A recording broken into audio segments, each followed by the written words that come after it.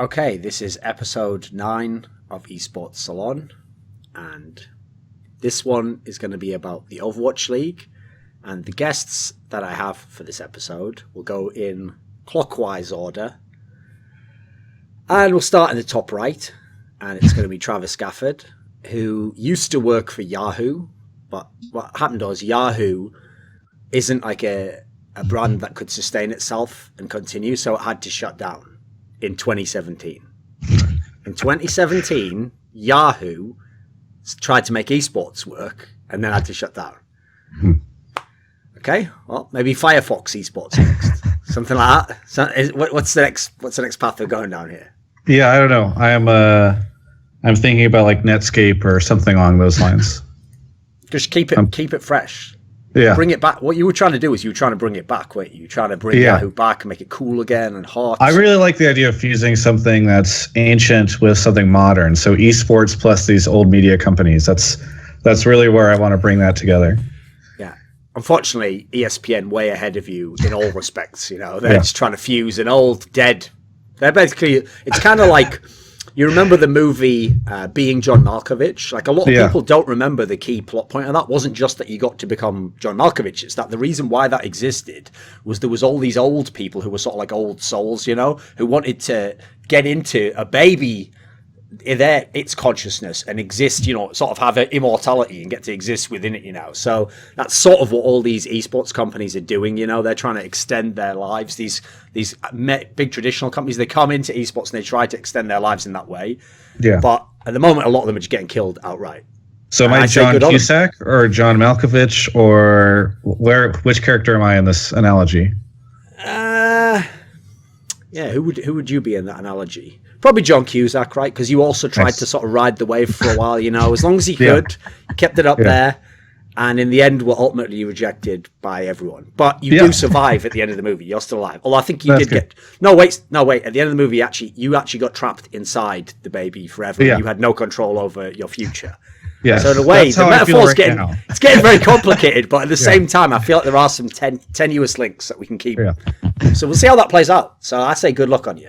You know, thank you. So the next one, as we go descending clockwise, there's no actual special order in which I put people in these boxes, although maybe there is. Maybe someone should carry out some sort of case study psychoanalysis on why I put people in which of the boxes and what that means. But you'll never know for now. So Sideshow Gaming, that's his Twitter name. So I'm just going to call people by their Twitter names now, apparently. His Sideshow is someone who... Well, what's good is, this is the ultimate way to have to describe it, right? Is Travis just said, "Who is that?" So to explain who he is, I said he's a journalist and commentator, formerly from Team Fortress 2. Does that sound accurate enough, Sideshow? Would you like to add anything to that? No, that fits the bill. That's about right. Yeah, not bad, right? And in fact, I always used to tell people that one of the interesting things is where I come from in the UK. Obviously, the majority of people in esports are either from London, which is the most central area in terms of business, etc., or they're from, maybe maximum they could be like 100 miles out, something like that. And Sideshow actually comes from the part of the UK that I come from. And famously, I always used to tell people, no, but you have to understand, actually, that's why I'm even more of a success story, because I came from an area where no one else made it. I'm like the rapper who came from the most hardcore hood where everyone died and was on drugs or in prison. But I'm the only one who made it, and I've got the platinum selling records. But now I've got Sideshow, so I can tell people, no one made it from my area except me. Oh yeah, and I guess if you count Overwatch and that, he made it as well.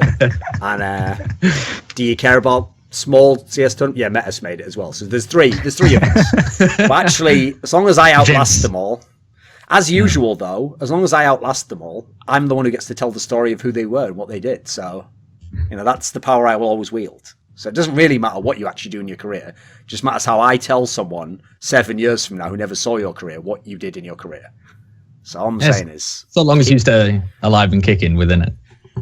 Oh, no, I'm not saying that like it was a good thing, Sideshow. I'm saying I could destroy your career and the memory of it and the legacy of it 7 years from now. So I'm putting that out there. I'm just putting the seeds of that doubt in your mind. You always have to ask yourself that when things are going on, I'm like one of those maesters in like Game of Thrones, Whatever I tell the story as years from now is what happened. What would Thorin say? Exactly. What would Mr. Thorin say? Don't know enough about the Game of Thrones world, unfortunately, to really be able to get into any extended analogy about that. Also, just lost interest in that show a while ago, to be honest. Right, so we'll keep going. Last person is another Overwatch person, and it's Harsha. And here's how I would describe him. He is a journalist, and mainly known, I say known, for doing videos a bit like my videos, but then again, that just depends how far you're willing to stretch the words known and like my videos. So as long as you can stretch that definition enough, then what I said's perfectly fine. And also someone, though, I would actually describe you in general for people who don't know and are watching this show and are maybe going to learn about the Overwatch League. Because you're someone who is entirely independent, essentially, within Overwatch, you don't have any deep connections, and crucially, you're not trying to become like a pro caster, etc.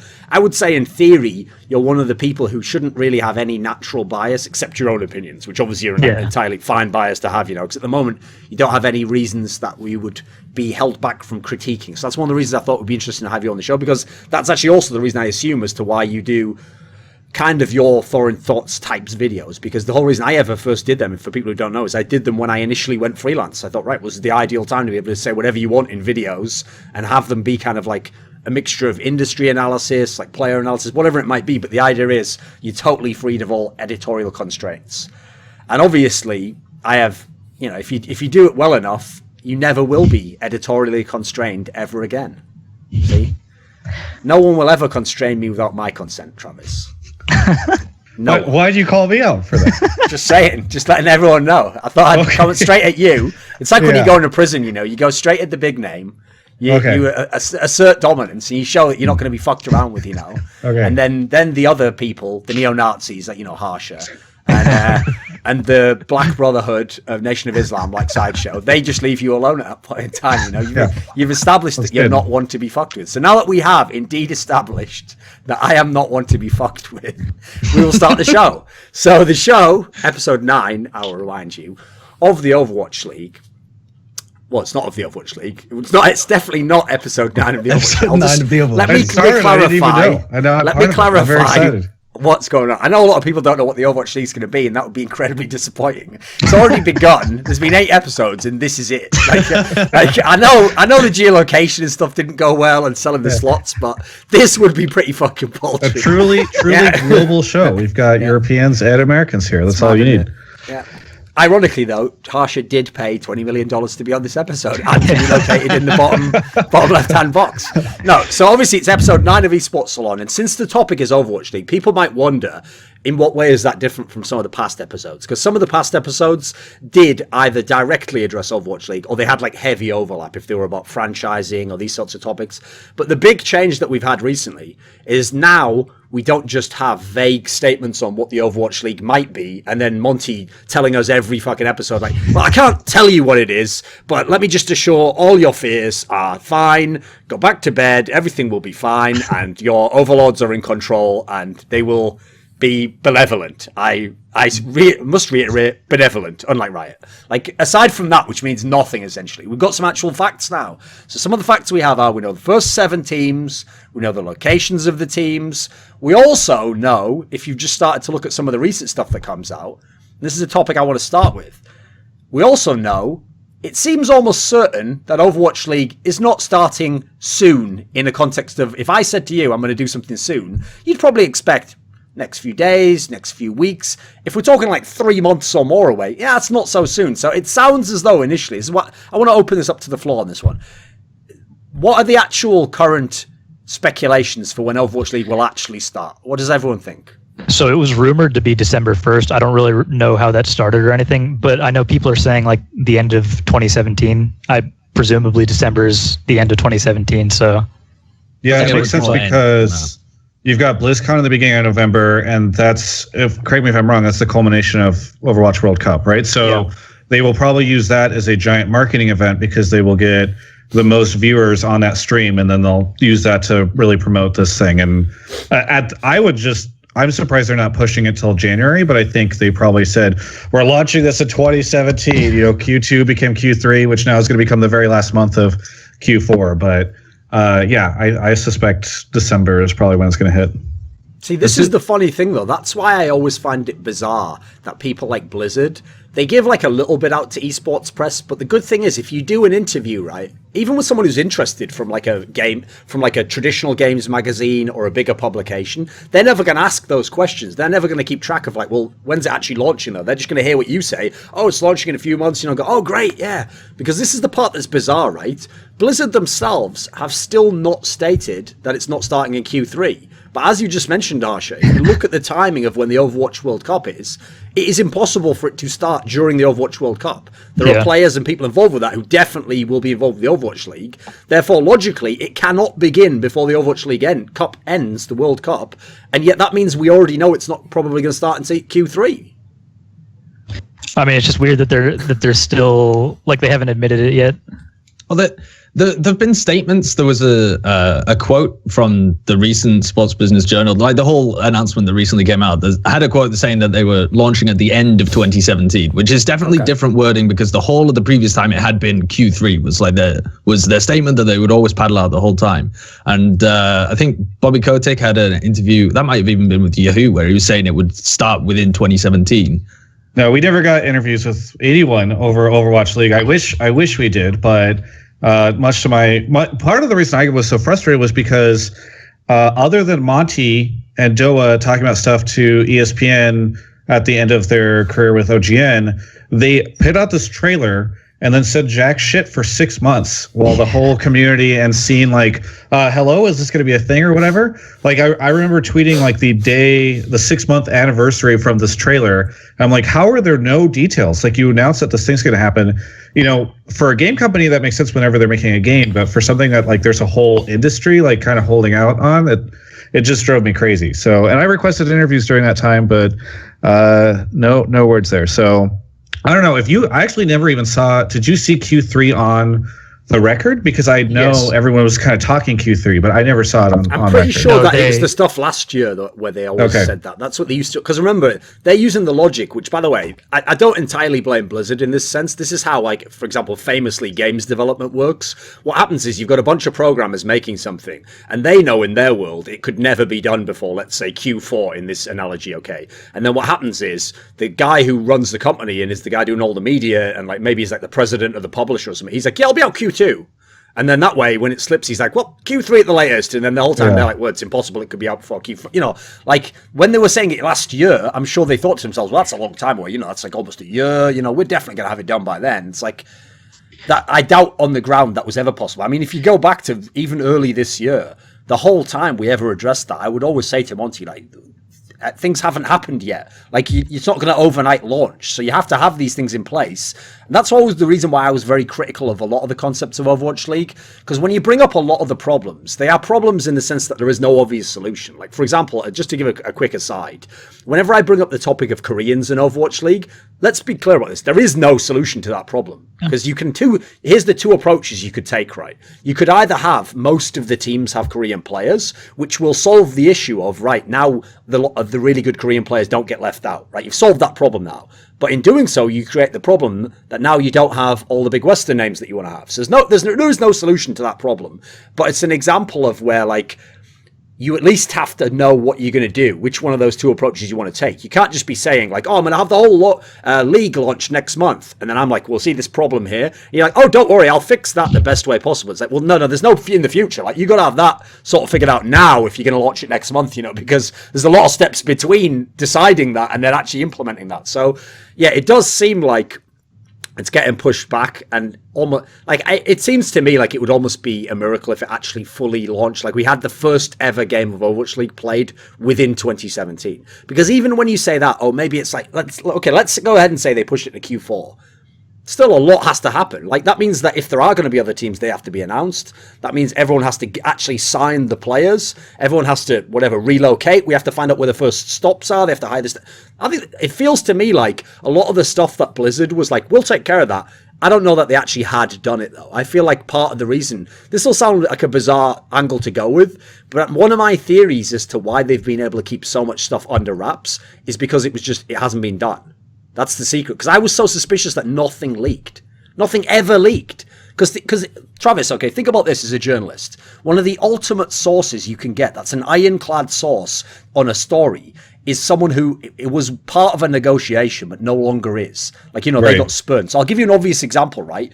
In this exact scenario of the Overwatch League, there are teams who, like, I can just tell you from talking to them personally, TSM will not have an Overwatch League team. That's something that seems almost certain, unless they have completely changed heart overnight. So that's a perfect example, right, of where normally that's where that sort of a team would come to you often off the record, you know, and be like, listen, I was involved in the negotiation. Here's sort of the things that were going on. But then, you know, they haven't got this set up, or here's a detail that you didn't know that they are going to do, you know. And, you know, even though obviously I'm under an NDA, since I'm not talking to you officially and you're not going to out me, obviously I could tell you this stuff. And that's just the way the esports industry works. But behind the scenes, I don't know what it's like for you, but there's almost nothing on any of these details, right? Where, yeah, like, you legitimately are kind of, They were constantly changing. Like, you'd hear rumors, and I'm sure everybody else on this call heard rumors too, where you'd hear something's going to happen and then it's not going to happen. And so it did feel like they were trying to figure out how this stuff was going to work on their end. Like, I don't even know if they originally had always had plans to have it all centered in LA from the beginning. Like, I think that they were planning on doing more geolocation earlier on. I could be wrong, but like, you just hear all this stuff all over the place. The league will be centered in LA? Yes. Yes, because they implied. Okay, because they implied it's going to be like a world tour, right? That there will be home and away games or something. So that is going to happen for the future season. Jesus Christ! Did they really say that? They were like, "We'll have home and away games." Of course, that'll be in our future seasons. Have you even got the first season done yet? No. Quarter four for that. Like, please. Well, that was their plan right from the beginning. Was that they weren't going to go straight for home and away games. One of the first kind of press releases that I believe Nate Nanza gave when he was over in Korea said that they were aiming for home and away games, but further down the line, like 2018, 2019. Okay. For the record, Nate Nanzer during that interview, that was like during March, actually said Q3 as well. So it wasn't only last year; it was up to March. They were citing Q3. Okay. But this is why it made a little more sense for me, I think, because it seemed right from the off that their idea for the first iteration of the league would be something centralized and more akin to what you would expect for like an Apex season or something like this, where everything's located around one city. Yes, you still have to have other teams like travel to the event and live around there, but that's more similar to how the LCS kind of functions in that sense, right? Yeah. Whereas they will then kind of use that time that they've bought by having the season there and the structure of that kind of stuff in place to then build on that and try and go for some of the really ambitious stuff. Because I think aiming for that high straight off the bat was always going to be a bit of a ridiculous prospect, wasn't it? Yeah, I'm glad that it's happening in LA. I think that's the right move. You said that aiming for that high of a prospect would be ridiculous. I feel like that's generally most things involving Overwatch League, but I do think that having it in LA is actually a really good thing. My frustration is if this was always going to be the case, why not? I don't want to harp on this too much, but like, why not say that earlier? Because I feel like the whole industry has been in a holding pattern for this thing. And like, I remember thinking when I was running Yahoo Esports, which now it doesn't matter because Yahoo Esports is dead. But I remember thinking like I should find a Overwatch person and move them to LA so that we can get ready for this, so we can cover it. Like, the industry as a whole was waiting for this whole thing to happen, and it's just been in this weird place. So I mean, I'm happy it's in LA. I'm happy it's finally happening. But it's another example where like the fact that Duncan is just now realizing that it's like, why did we know about this like 6 months ago, you know? Yeah. I don't believe that's ever been in any way publicized, has it? That it would all take place in LA? This is the first time they confirmed it. Yeah. Okay. Well, they confirmed it in the whatever reports that they recently did. They said that it would be played at, the quote is, the first season will be played entirely at the venue in the Los Angeles area. And Kotick said by 2019, he expects to have kind of home and away markets with ticketing for events and stuff like this. I mean, that's a perfect example there of where this is why it doesn't matter how many NDAs you have in the world. There will be leaks if stuff happens. I mean, people can't even stop fucking like mainstream music acts, all their albums leaking a month early, etc. But we're supposed to believe that Blizzard had the whole industry on lockdown. Like, if you'd have actually had a location in LA and then you'd start to hire people, this is the sort of stuff where all it takes is one of those people to talk to someone else who then eventually gets it out to the right person. You know, it would get out there. So that sounds to me like that was decided basically like very recently, and that's why you're hearing about it now, you know. Maybe that could be. I just don't know why they would, like, where else would you have placed it? I don't know. It's probably not worth talking about, but I just, well, here's like, LA's so obvious. So obviously a topic I want to discuss, right? Because it's something that not only Overwatch, but the teams themselves are stressing heavily, is this idea that like localization, geolocation, we're hearing all these terms, right? Where what they're essentially talking about is trying to go the opposite way to traditional sports. You're trying to take a brand that has nothing to do with an area and connect it to an area and then have the fan base grow from that organically, as opposed to where it went, they were fans of your team. Now, I have to say, even though this will sound like a side point, isn't there something a little bit bizarre about the notion that you're telling us that the whole thing you're going to do is get the fan bases of these areas to be fans of your team? And so we're going to base the whole thing in LA, which Immortals owns. So when fans come to see the games, how will they not just be Immortals fans? Like, that in itself seems like almost a conflict of interest, you would say there. Like, they don't just have the NFL, Travis, in fucking Dallas Cowboys Stadium every week for all the games, and then be like, but no, don't worry, you'll all have your own fans as well. They'll just never come to the Dallas Cowboys Stadiums. They already have home and away games. It's like Immortals is playing home, everyone else is playing away games for all of 2018. Yes, exactly, yeah. Until 2018 or 2019, and then, China gets to have their own home games. Yes. Yeah. Well, if you look at the reports, like LA was supposed to be the most expensive slot, but I don't think that's even the case. Like, there were a lot of cities that were reportedly the same cost. Okay. So like Immortals just got a really good deal, I guess, for the first few seasons, if it's going to be all in LA. Yeah. I don't know.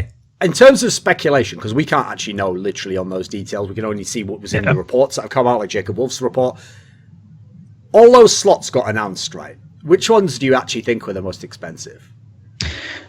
Boston. I imagine Boston was the most expensive, given like Robert Kraft was like the first name associated with Overwatch League, and nobody else was really like known to be on board with it until very recently. Well, except for he was supposed to only have to pay the minimum lowest price, right? Yeah, so that might be an issue. I just searched Overwatch, or I searched Owl City. Because I was trying to remember exactly who got all of them. You got Fireflies. I got Fireflies. Amazing. That's going to be a branding issue for them. But you would think that LA would be one of the most expensive. So I'm guessing that they, like, everybody else had to pay, like, the highest anybody paid was that amount. The other thing that's weird is that the original reports were, like, Jacob Wolf and Richard Lewis put out reports saying that I don't remember his name, but the Miami Dolphins owner had bought into the Overwatch League, and that's not something that like they were making up. Like, I'd actually heard that too. I know like a lot of other people had heard that as well, and he's not part of the.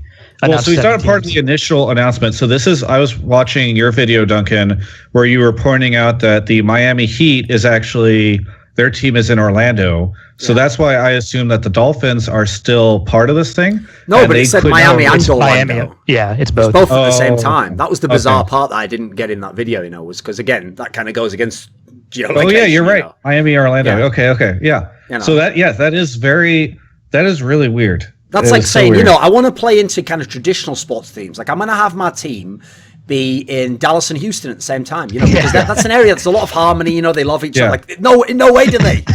The Los Angeles, San Diego Immortals. You have literally gotten people who hate each other, and you're now going to unite them. Like, I don't know if you followed world politics. Doesn't usually work.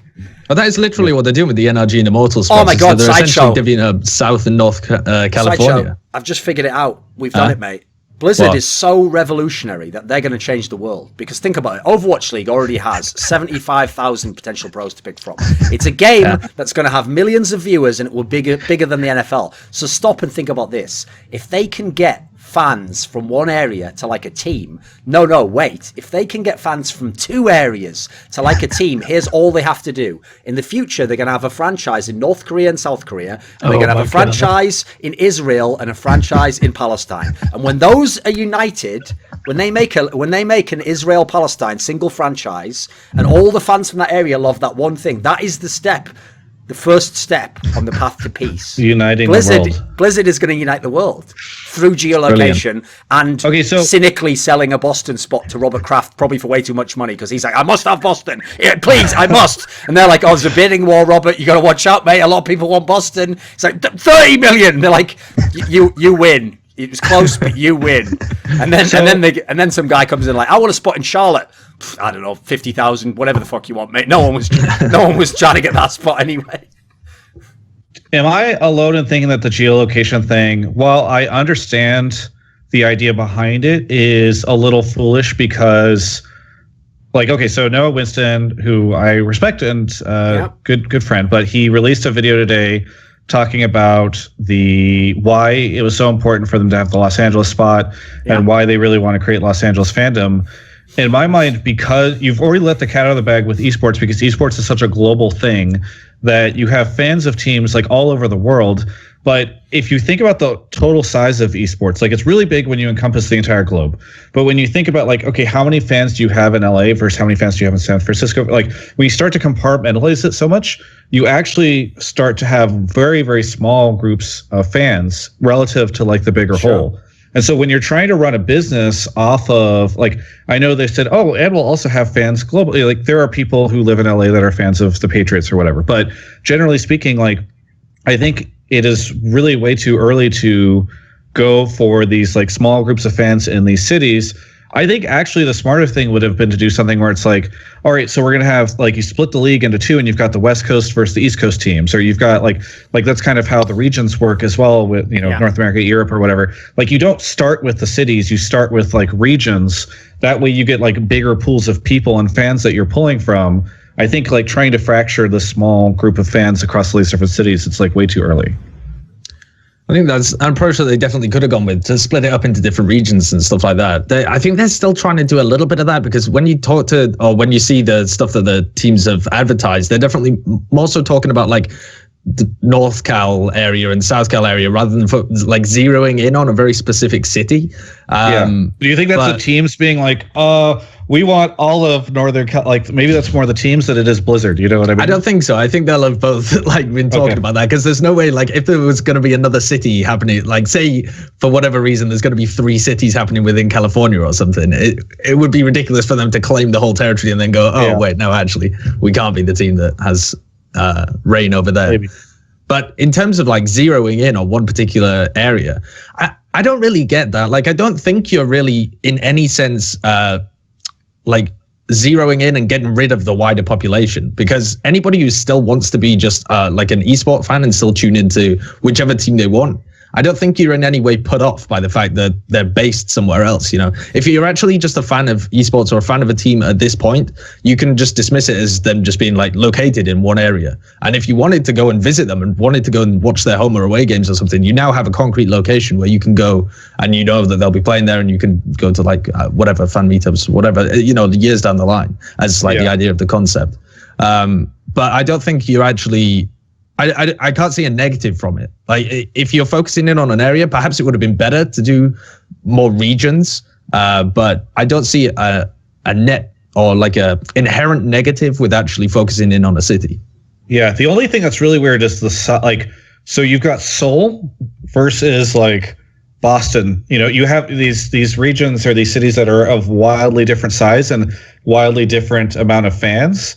And so it'll be really interesting, in my opinion, to sort of see, like, even in a world where, you can still get, like, a lot of global fan base or whatever, you have some teams that are going to have, like, giant cities behind them with tons of esports fans in them. Like, how many esports fans do you think are in Seoul versus Miami, Orlando? I think it's just going to be really interesting. So, Sideshow, you said you can't see a negative. So you've shone the Thorin symbol up in the sky, and I'm here to answer your prayers, okay? I can always see a negative, my friend. Okay. So here you go. You ready? I'll now apply my special negative space vision to the concept of geolocation and just say this. I actually think that even this concept is very cynically done. Like, I don't think Noah Winston legitimately thinks he is talking to fans from LA when he makes that video. I don't think Blizzard legitimately think that this is they're not communicating this message to fans, okay? What I'll do is I'll give you an analogy that happened in a different part of esports for the same thing that I think is happening here. So in CSGO last year, we had this organization announced by ESL employees called WESA, the WESA, and it stands for World Esports Association. Now, if you're from another esport, you probably already think, well, it's a bit of a bold name. Is it World Esports Association? And by the way, it's only CSGO, and it's only something like, I think maybe now it's maybe 9 teams. It's only 9 teams, and they're mainly European-based. It's mainly not the North American leagues. teams, in fact, famously so, because they tried to make their own association called PEA. Now, here's the key part, okay? If you're from esports, you will spend all your first 10 hours thinking about this, arguing stuff, which, as you'll see when I kind of like elucidate my point on this, is actually irrelevant to the people who made WISA. So you'll start saying, like, that name's ridiculous, World Esports Association, it's got nothing to do with the other games. Also, you're not the world because you're only representing Europe, and then also, how can this be an association from around the world if it's secretly won by ESL people? It's probably their associate. Right? If you actually look at it cynically, what you realize is that's a load of stuff that was never meant to be for you in esports. The reason why it's called the World Esports Association and why it exists is it is literally an affinity group of teams in CSGO who one day, if there are billions of dollars to pay for rights for a tournament, want to be able to say, come to us, we're the World Esports Association. If you want the rights to football, come to like FIFA or the Premier League, that's what we are at esports. So if you want the CSGO rights, come to us and, pay us, we'll give you a league and I can guarantee you these 7 teams and then we'll split it up between us. The problem is they present it as though it's for everyone. Like, this is marketing. No, it's actually very targeted marketing. It's marketing to like 5 people who could ever give you $1 billion broadcast rights deal. So I actually think that's what the geolocation thing is. I think in a cynical manner, it's kind of like they're trying to convince people who don't know much about esports. The guy who's like working in some business, let's say a marketing person, and he knows a little bit, like he knows esports exists, and he's heard it's got a lot of buzz around it, and at the moment he's like, what way in is it for us? Because, for example, my business is based in LA, and I only sponsor things in California or around California, and so, at the moment, maybe I sponsor, like, when the Lakers are on TV, I sponsor something in a commercial there because it's from my area, right? They want that guy to somehow sponsor these teams and get involved, and that's what they're trying to get the world out there. So the cynical aspect is, you might say again, what's the downside of that? That's good, right? If they get some of these sponsors through the door. Well, unfortunately, if you look at the history of esports, as you can see with some of the factors, like for example, the story we had that some of the owners were like, actually found out more about Overwatch League and they were like, whoa, this isn't as big as it sounded like it was going to be. That's the part that worries me, because let's say people do come in and they're like, oh, wait a minute, there's millions of people going to watch this game. Well, I mean, that metric looks great compared to who might watch like a regular season Laker game, hey, maybe I should sponsor this. The problem is, one day that guy is going to have to see some metrics on a sheet that justify what he invested. And if those metrics are like, God forbid, 1/10 of what he thought he was going to get, like, that won't kill you directly. We'll probably pass that point, but it'll certainly be a big setback, and it will kind of burn people to the concept of esports. And so actually, whether or not Overwatch League works, that could actually burn geolocation in the future if you go too ham on it now, So I don't mind it as a concept. I agree. As a general premise, it's something where it's a long-term plan, but I could already see how the problem is, you or I know that it's not ready for that, but if you tell people, this is the next big phenomenon, they want to jump on the bandwagon, don't they? So I'm worried that that's the aspect, that they're going to try and sell too hard. Because if you're talking about like LA, Travis, like, yeah, maybe we could find 1,000 Immortals fans in LA. Here's the difference, right? I don't think we could find 10 Misfits fans in Orlando. You can see the bigger problem there. Yes, but that's but the guy who's going to sponsor them doesn't know that, Travis. He doesn't know. Yes. I'm trying to capture all 8 fans in Orlando. This is my biggest. So there are 2 major reasons why I am so concerned about Overwatch League. One of which is that I'm a legitimate fan of Blizzard and their games and Overwatch. Like, there's a Tracer fan drawing up on my wall right there. Well, in that case, you must be a fan. So, that's all the proof I need. I've spent money on fan. I am the legit credibility right here. So I really like Blizzard stuff, and I got into esports based off of StarCraft 2 esports. Rest in peace with Yahoo esports. And so I really want to see it succeed for this. The other reason is because I work in this industry and I love this industry. I want to see it succeed, and I am worried that in 2017 we are getting into a place where the industry is very inflated and people are selling newzoo numbers and crazy shit at these esports conferences that are not realistic. And I'm worried and frustrated because it feels like Blizzard is pushing that to an extreme where they are selling an unproven product. And they like a really good way to look at it, in my opinion, is they kind of are walking around telling people that their product is going to be as big or bigger than the LCS. And I think that's fair to say if you look at sort of how they're lauding this around and what they're asking for franchise owners to get into it with. There's no evidence to me that this thing is as big as the LCS. Could it be as big as the LCS? I don't know. Maybe. I want it to be. That would be really exciting. But you're going to try to sell these people on this product, not just like as Duncan said, with sponsors and also with the owners. These people are going to get burned, and so if you bring in like Sprint hasn't spent any money in esports yet, right? If they come in and they're willing to drop $10 million sponsoring something for a year, then they realize like, wow, we got totally screwed over here. We got like 10% of what we were supposed to get. They're not going to come back and spend any money on esports. And so there are a lot of people that say to me like, Travis, why are you so upset about this? Like, just let it happen. It'll be a good experiment. But I'm worried that there's like blowout on the League of Legends side and on the CSGO side and all these other areas where, like it's just too ridiculous. Again, like my friends and I joke about all feeling like we're in an episode of The Big Short where you keep hearing these numbers and this ridiculous stuff and you just know that it's not worth it. So yeah, Duncan, you raised like one of my biggest concerns with this whole thing. I think that's a fair concern, but I don't think it has anything to do with geolocation, though, because the way that you're like, he jumped off the but the way that you formed the argument there as well, Thorin, is that you said that the geolocation gives the impression that it's larger to the point where it would either be natural or it's something that Blizzard are going to do in misrepresenting the size of what they have. But the geolocation in that sense is actually just a very minor part of what they would have to do in order to misrepresent their product in order to burn these kind of people.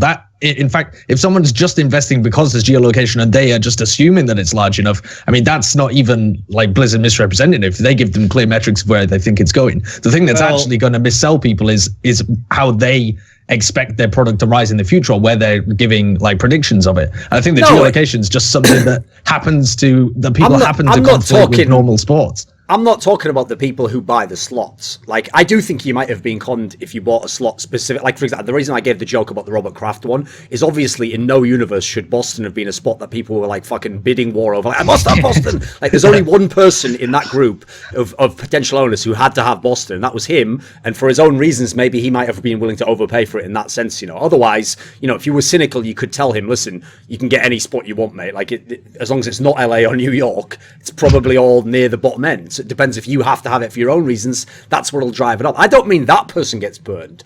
The person I mean gets burned is the person who's only going to get involved with marketing or sponsorship purely because it's geolocation. Like, to me, that's like the equivalent of you convince someone to marry you because you're like, listen, the sex is going to be incredible. Tantric sex, I can do it all. It's like, you haven't even got sex for dummies yet. It's like, yeah, one day you might be really good at that. But right now you are not. So don't sell that aspect. Like, don't even stress that aspect. Don't even bring that up. Just bring up all the fucking candlelit dinners and all the, I don't even know what people do on dates. Cello music or something. I don't know.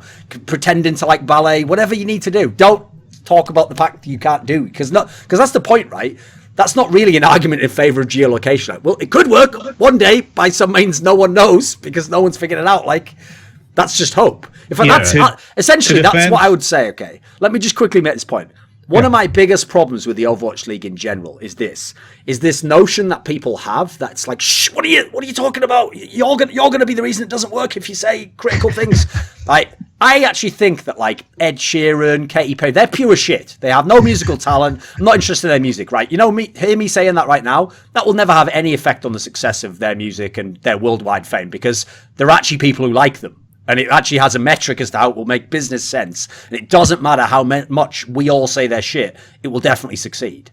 So I always get worried that it is kind of a bit of a confidence game whenever people are keeping telling me that, like, no, there must be no criticism. If there's criticism, you might scare people away. Like, what are you talking about?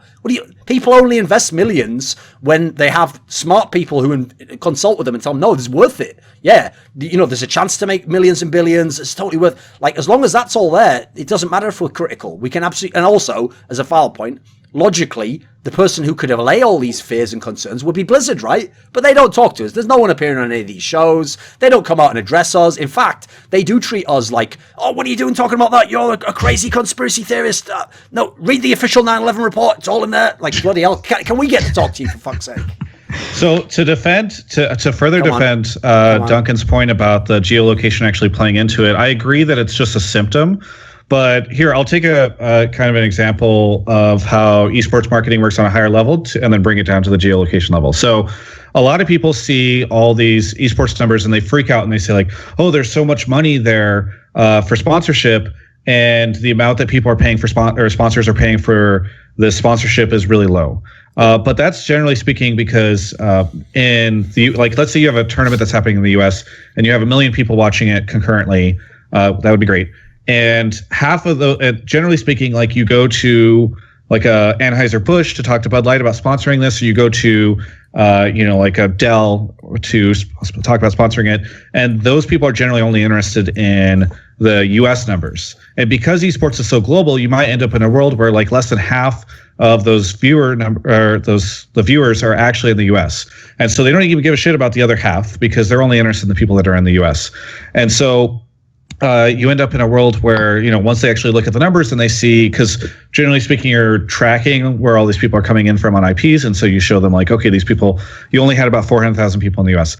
I think it's a similar concern with what could happen with geolocation. So part of the reason why Robert Kraft would want the Boston team is because he knows that there's a lot of money to be made by having a Boston team, because you get access to all these more like regional sponsors. And let's say Noah has Immortals and it's the LA team, right? He knows that he can get the Toyota dealers of Southern California to pay to sponsor his team. And he's like, look, esports is this huge thing. You got to get in. We're the LA team. You should market with us because you will hit all of the Southern California fans. There's no San Diego team. So all of your Southern California dealerships are going to get all this great coverage and sponsorship. Then you end up in a world where like he goes and he commits like $1 million to sponsor this team over the course of 6 months. And at the end of 6 months, he looks at the metrics and realizes that actually 3% of the people that are paying attention to this Immortals team, or 5%, are there. And he's now paid 20 times what he should because he was told that this is like a Los Angeles team and actually only a small percentage of it. And then you burn this guy. Now, I don't know if we should be so concerned about burning like the Southern California Toyota dealerships, right? But it is the type of thing where whenever you start to see all these sponsors start to pull out and all these guys are going to marketing conferences and saying esports is bunk, then suddenly E-League has a hard time selling, and suddenly the next Yahoo Esports has a hard time selling, and all of us suffer because of it. So that is why I do think there is some connection between the geolocation situation and the like concerns about them overselling what this thing is, because it could be part of a bigger cascade effect across the industry. So I have an interesting topic that no one else, as far as I know, still is talking about. I've tried to bring it up in my own video on this. I made a very strong point about this, and especially if you remember the Oversight episode I did with Huck, I kept trying to bring it up. And because Monty was from League of Legends, but because they were both in denial that it exists, they both acted like I was just making up this conspiracy theory that, guess what? If people know that the LCS costs $10 million to get involved in, and it has proven numbers, and teams are already endemic to LCS and have successful teams there, all of those factors combined make it likely that you will end up splitting people who would otherwise perhaps have gotten an Overwatch League spot. So the obvious example, as I brought up in my video, but still no one in the industry is addressing this, is how come there was no Cloud9? There was no Team Liquid. These are people, I can tell you, the perfect example, right, is Team Liquid. Because Steve Arneset, much like Jack as well, they're just fucking, they are like the Michael Jordan of selling esports sponsorships. These guys are fucking unreal. Like, it's not a case in their case, right, that they had to pick between LCS and Overwatch League. These guys could, like, if you were allowed multiple teams, Steve Arneset could get like 5 Overwatch League slots and 3 LCS slots. He could raise that money, I guarantee you. He would find a way to get the brands to pitch that, this is worth it, the investments are there, here's the metrics you want to see. So if he really thought it was worth it, he would do that. I think it's very conspicuous that 0 of those teams are involved in the initial announcement of the 7 teams. Like, the best you can kind of say for that is either you have inside info or you just hope, or maybe they're just taking longer to negotiate. So the fact that the LCS thing happened kind of in the middle of this, before all the negotiations were finalized, that does kind of make it look to me like the people who are actually the all-stars of doing esports sponsorship stuff at the moment in NA are actually going the LCS route. It doesn't look like they're going to go to Overwatch League as it stands right now. And it's extra dubious because Cloud9 and Liquid have both gotten like extra investment very recently. Like, I think Liquid just made the deal with Disney. Maybe I think that was like within the last month. And then Cloud9 got like, it was like huge investment. Or I don't think the numbers were necessarily huge, but it's like the kind of investment where people can just keep putting money in. Yes. And it had like Tesla, like the 49ers, just like a bunch of really massive people. Yeah. So I think that's a bit worrying. I mean, I think okay, Sideshow. So you don't come from League of Legends, right? So what do you think about that? Because obviously, at least within Overwatch, I mean, some of these people, Cloud9 obviously had good teams. Is it alarming to you at all that there's not that many kind of like non-endemic Overwatch people who seem to be jumping in? I mean, you'd think that these should be the people, because they're established in NA, that should be first in the door, right? Like, hey, we're announcing Cloud9 and TSM, and then it's like, right, we've got the fans, you've got the big teams involved. What do you think of that as a kind of an outsider to the League of Legends world? Yeah, it's definitely strange. They are notable absences. It's a weird situation though, because there is no information at the moment. You kind of either you can't make the assumption that they're just going to join in later on. There is going to be supposedly a second batch of teams, hopefully, if negotiations go well. That's what they've got planned, they said in this announcement. But that might end up just being more of these larger kind of unknown non-endemic investors who I think it would appeal to more in some way, the Overwatch League, because if they don't know the space as well, then it may seem like a better investment to go for something like the Overwatch League, which has much more grand, ambitious plans, as like a riskier investment that has a bigger chance of actually paying off in the end. Yeah. Whereas League, yes, you've got like your well-known metrics of how it's performing at the moment, but potentially doesn't have the same like potential for like a massive explosion 5-10 years down the road, something like that. So I can see why that would appeal to more non-endemic people, whereas the endemics would go the other way. Is that worrying? Potentially. It depends though. If it's like you said, where they did have the money to go into both, and they certainly could have done, and it would have been like a perfectly good thing for their organization if the Overwatch League had been a good investment for them, then that's worrying. But again, there's no real information. So for myself, I can't really tell what to make of this fact that there are conspicuous absences within the Overwatch League at the moment. For me, it's just going to be another wait and see, just see who the next couple of like load of teams are going to be. Okay. This is a crazy idea. But what if they're not in it because they don't think it's worth it? What if they're like 20 million is a lot to go in on this unproven product? Maybe Bob Kraft has the desire to do this, but I don't. And so they're just not getting into it. And I think the other thing is that I do not think that Blizzard legitimately wants those guys in their league. Like, I'm not saying they are trying to keep them out, but I think that if you look at it's pretty easy to speculate. I'll definitely underline speculate, but the fact that Bobby Kotick is the guy who's talking about so much of this stuff, and that it seems as though he is talking to like his friends who are sports owners. I think Bobby Kotick cares far more about getting traditional sports owners in than talking to Jack or Reggie about getting in. And so I think there's probably a lack of desire on either side, where you probably have like an Andy or a Jack who are like, what are you talking about? We've been in esports forever. We helped like start, the modern age of esports in some ways. At least that's what they'd say. And why do we need to pay 20 million to get in? We're going to add credibility and legitimacy to your league, and we've already been supporting your game for a very long time. We shouldn't have to pay 20 million. And then, Bobby Kotick is like, who are you guys? I'm not familiar with what you've done. Okay. But I definitely know Bob Kraft. So I think that's what's happening. There's just a mismatch. Like, neither one of them really feels like they should have to bend over for the other one. But they do feel like they should have to bend over for each other. This might be like overly pessimistic, but I feel like, I don't know. I feel like Contenders was made with the goal of getting endemic esports people in, like to have Contenders orgs, because I don't know, people can't just play without money, right? And then you have Overwatch League for like the big boys, like the people with actual lots of money. So you're implying that Contenders is like, where you join a poker site and you can play for free on like the free money tables, and the idea is if you play there, they hope one day you'll invest the deposit and actually go on the real money tables. Like that's the hierarchy, is it, of the Overwatch League?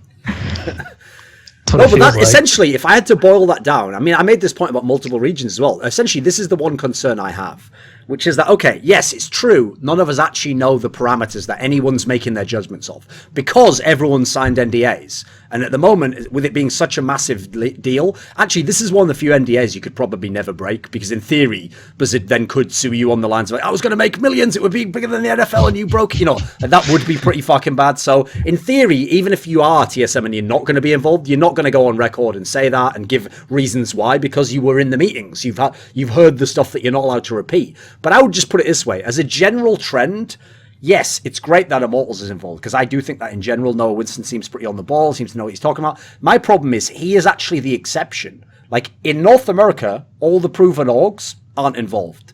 In China, 0 proven orgs are involved. In Seoul, they have given the Seoul spot, Korean esports, to a guy from Silicon Valley who has no experience in esports whatsoever.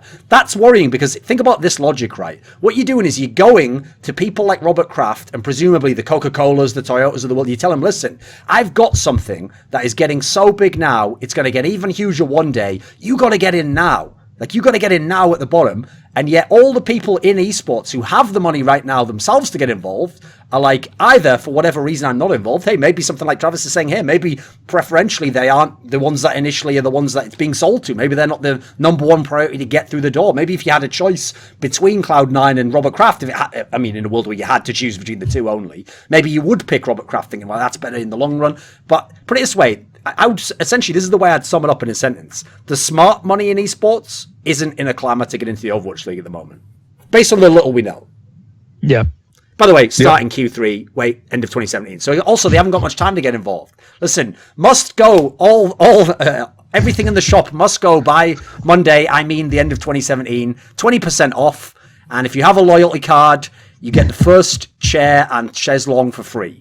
So come on, Team Liquid, come on through the door. I'm happy that you brought up the Overwatch League versus LCS situation, because I actually wonder how many people, is the second wave of teams going to be people that, not in all cases, right? But I wonder if there are people that are applying to the LCS right now and going through the RFP process and trying to find out what their chances are, and then they will switch over to Overwatch League if they feel like they can't get into LCS, which would be really interesting. I don't know if the timelines will work out well for that, but are you implying that there's people actually running their bids for these leagues? So you apply for Yale, but then on the side you also applied to USC Berkeley, and then if you don't get into Yale, well, I've always got Berkeley I can fall back on. It's not as good, but listen, it's still pretty good, I mean, okay. We talked about this. Why? Okay, if you had to make an investment right now, and you've got a $10 million buy-in for League of Legends, which has existed for a very long time, or you've got a potentially a 20 million buy-in to this game that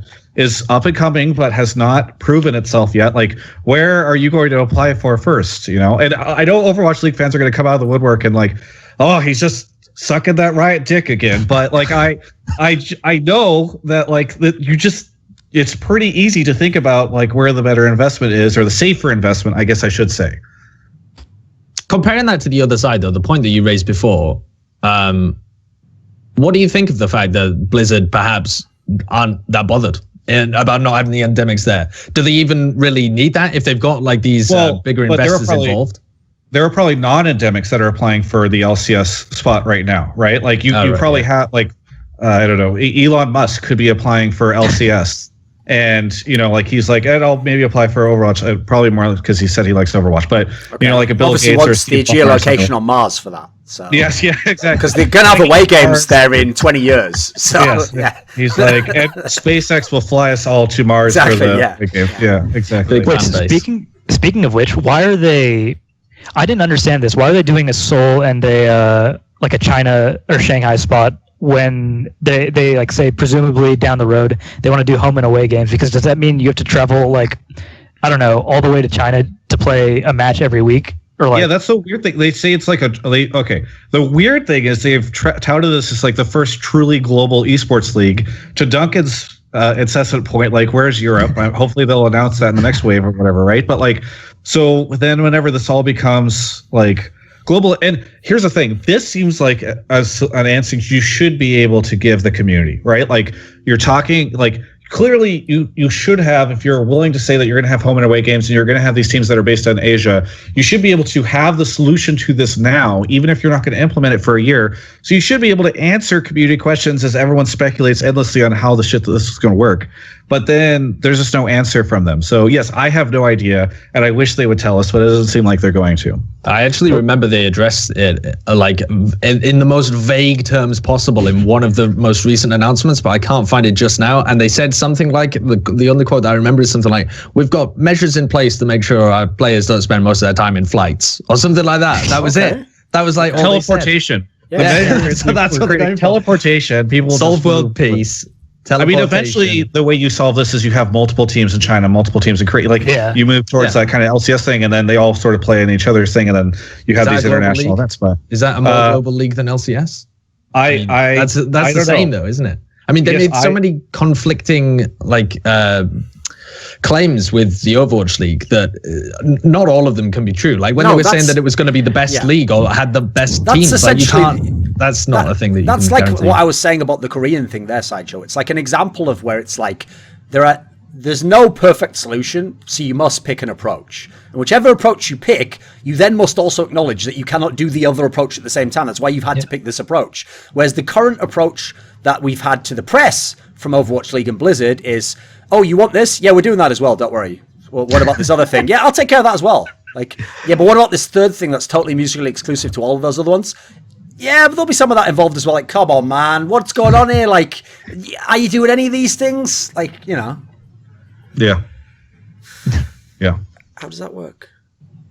Yeah, they have some very, obviously mutually exclusive claims that they've gone to. And at some point down the line, one of them will end up being scrubbed out or compromised in some sense.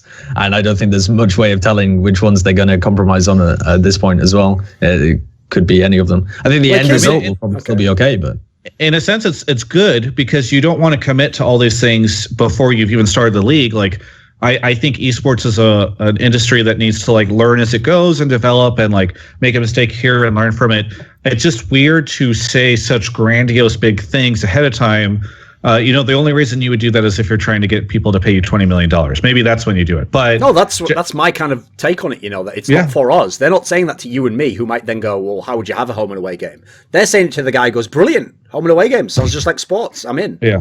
The guy who doesn't understand the logistical element of it, he's like, oh, well, yeah, that's perfect. And then you even tell him more. You're like, you know what? It is actually better than the NFL because, they only have home and away games in America and then, those odd games in England. Imagine having home and away games and you go to China. All the Chinese fans are going to pay you as well. And he goes holy shit, this could be, oh my God, have you told anyone about this? And now the NFL if you want the Boston will start spot going now, to China. Yeah, exactly. If you want that fucking Boston spot now, I'm just telling you, get in there now. It's going to be war later. Yeah. BBC did an article on the Overwatch League as well that was actually fairly large and comprehensive, covering the Premier League comparison. Yes, and said that Blizzard believes in time the tournament could prove more lucrative than the UK's Premier League. So it's not just the NFL that they're going to eclipse. Oh, here's another problem. Crazy because this is like Bobby just going around telling all these people oh yeah, we're gonna be bigger, we're gonna be bigger than this, we're gonna be bigger than this. The U.S. makes a lot of money. We plan to supersede the U.S.'s income over. It's just at a certain point in time, it's how much are you gonna sell these guys on, and how frustrated are they gonna be whenever you've promised them the moon and you give them a shitty Polaroid. So here's the funny thing, though, is again, just like by process of elimination, you can sort of make speculations about the fact that it seems unlikely all those NA orgs are going to be involved from League of Legends, who obviously have the money and have the foundation within esports. And if they basically, it's almost up to them. If Cloud9 wanted to be involved, Team Liquid wanted to be involved, I'm telling you right now, they could definitely get the money. So that part's not the issue. So then you have to ask yourself, well, why wouldn't they be? Because it's either they don't want to be involved, or as you say, as an outside chance, you can also say maybe Blizzard just doesn't make them a high priority. But I think that gets even more damning when you look at Europe. Because here's the thing, if I had to describe the European and the NA orgs in esports right now, the only European orgs that have the big money, at the moment, for whatever reason, they've actually gone all in on Counter-Strike, if you notice. That's where they've spent their money, is on ridiculous Counter-Strike salaries, where that's a game that's even further down the line from getting any kind of payback for those orgs. That really is just getting your foot in the door, hoping that one day, because it's more of an open landscape, somehow that's the even longer play with more risk involved, but you're also hoping it's got a huge upside, 10 years down the line when, if you're very cynical, an ESL or someone is the one that gets the monopoly, So what's weird is in Europe, there is money, but it's all in CSGO. So there's no European team, no European slot even at the moment in Overwatch League. And yet they're the ones who, in theory, not only are endemic, but don't have the money, the ones that have been involved in Overwatch so far. So that makes it even more unlikely, it seems to me, that you're getting anyone endemic. I mean, you've got no one endemic from China, no one endemic from Korea, no one from Europe at all. And in NA, you've got Immortals. I think Misfits is pretty borderline, because that owner only came in pretty recently. Who else is there in NRG? NA? NRG, who obviously, if anything, have proven that they are willing to spend money without needing any sort of results. Man alive. NRG are the guys where when they got their Overwatch like league participation contract, they just had like Bobby Kotick make a fucking hello sign where he just like directed them to the very bottom where they had to just put in the like the signature and the date. And they were like, listen, I'll read all that shit later. Like, yeah, I'm in. Where's the Twitter? Can I pay to be involved in this? Well, I mean, the NRG thing makes sense to me because they probably feel burned from LCS where they invested into it and then it got relegated. Okay. So I'm guessing they're just like until yeah. If you're going to make like a big investment right now, it's really hard. Where do you invest? Because like you said, you can invest into CS:GO, which is like a crazy fucking Wild West scene where there's no like centralized product. And like the salaries are going crazy. You can invest into LCS where you have a very small window to get through. And again, if you're NRG, you don't have that. Or you can invest in Overwatch League and hope for the best there. So it makes sense to me that they're getting into it. But yeah, I mean, I don't know. It's risky. The other super strange thing about the Overwatch League, though, in terms of these endemic guys as well, is that I was just having a look, and Richard Lewis's most recent report about the Call of Duty World League, whatever it was that he was reporting had been like floated to the investors at the same time. And a lot of the guys who are involved in the Call of Duty series as some of the same kind of endemic people who are around in North American Overwatch at the moment. Yeah. And again, none of those have been involved. You know, you don't see NRG or Immortals in Call of Duty. Okay, so just for the people who don't know Call of Duty, we're talking about other, by the way, again, also orgs that are very important to bring up. FaZe, Optic, Envious. These people not only have teams in Overwatch, they also have fuck tons of money. Like FaZe especially have unreal amounts of money. And again, why are none of these people even seemingly involved? And in fact, some of them haven't even given any indication that they really give a fuck about Overwatch League. Like, people like Immortals were always going pretty hard on the idea that they thought was the future. Even this is before they had their slot line, like, agreed upon, you know. They were always pushing that angle. You don't hear anything from those people. You don't hear anything from Optic or FaZe. You know, they have... Some of them have teams, but that's about it. They don't seem... Again, even though they would have access to the money, and in theory you'd think they're going to bring their fans. Sorry, in fact, those ones, by the way, are probably... I don't know if you know this, Travis, because it is Call of Duty. I only know because they came into CSGO, basically. But actually, the Call of Duty orgs are the best orgs in the entire world at building fan bases. That sounds really weird, but it's because they've like mastered Twitter and YouTube, social media, yeah. So what they're able to do... I thought it was all overhyped, right, mate? Because I thought to myself from seeing other orgs, like, for example, you know, TSM came into CSGO, and at one point in time, by the way, TSM had like one of the best teams in the world. They had the Danish lineup that's now Astralis. But that didn't actually have that much of a knock-on effect, you know. It didn't make them the number one team in terms of fans. All the TSM fans did not just come over and go, right, I'm a TSM CSGO fan. That actually does work with the Call of Duty orgs, you know. When Optic and FaZe, etc. come over, they really do get shitloads of fans through the door into the other game. Like, most famously, when you have the sticker sales at the majors, FaZe used to have a team that was basically a joke. Like, they had like good names, but they never ever made a single playoff at a big tournament ever. And yet at one of these majors, they had the number one selling sticker by like 2.5 times, you know, like the team that was going to win the major. Like, these people, actually, if you want to get fans through the door tomorrow for Overwatch League, they'd be like the short-term person you'd want to get on the roll, you know. If you can get that guy in the door, yeah, all the geolocation stuff's down the line. But if you get that guy through the door, you've instantly got some kind of cachet, you've got an audience, you know. But those people also, in fact, that's maybe the most bizarre one. I even forgot to bring that one up because I mainly went with the LCS route, you know. But actually, I haven't heard even anything from any of those people even like comment. They haven't even commented on whether they think Overwatch League is good or if they care about it. It just seems like they don't exist in that universe. Even though, as you say, FaZe absolutely has had a team the whole time. You know, this is a team where Envious is the obvious one, right? Because Envious is a team where, dude, if they want geolocation and they really want to be in like Charlotte, North Carolina, I believe you could get that one for a steal. You know, like, I don't know how many people are gunning for that spot. I don't think Michael Jordan wants to get involved in the Overwatch League as it stands right now. That raises the question, like, could I go buy Temecula, California, my hometown, for like $50? Because no one wants it. Like, at a certain point in time, you just get to, I'll take Bumfuck Town, Ohio, and I'll do it for $100 because... you know, just the value of the city is different. I mean, what kind of value do Blizzard get out of you owning a town in Ohio? I mean, what do they get out of Charlotte, North Carolina? I don't know much of anything. So, yeah, we'll see. But I mean, I imagine they're going to be more and more desperate as it comes closer to the actual like start time, right? Because you can't just go in with 7 teams. That makes no sense. Well, okay, all you need is one more, and then you've got 8, right? But yeah, Overwatch League is hubris incarnate. Like, they are not desperate. They're not going to be desperate. They'll be like, all right, cool. We've only got 7 teams. Like, guess what? This is the 7. Like, you only need 7 teams for a great esports. You know, like that's how this goes. You know, I like Bobby Kotick's like e-gaming. It's all about 7. 7's a lucky number. Let's do it. You know. Yeah. I just I don't know. I don't think that Blizzard will get desperate. I think they will just say, we'll prove it with the first season, and then all these people are going to want to get in the second season. The way they talk about this thing, like, and this is what's so. Another thing that's frustrating to me is that I feel like Blizzard they used to be very humble, and they used to be, you know, for them, they were like the community creates the esport. Now, I think that in times, you know, it's nice to see them showing more support for Overwatch than I think they did back in StarCraft 2 days, because I feel like they could have helped out StarCraft 2 a little bit more by structuring it and all that. But now they've gone to the other end of the spectrum where, you know, it's just like they have basically cut themselves off from the rest of the industry and from their own community over the past 6 months or 7 months to create this. And, you know, like I was kind of giving Noah some shit on Twitter because he said something like, we would much rather see a product that comes out that is fully thought out and isn't subject to like the criticism or feedback of the community. Then don't even announce it. Yeah.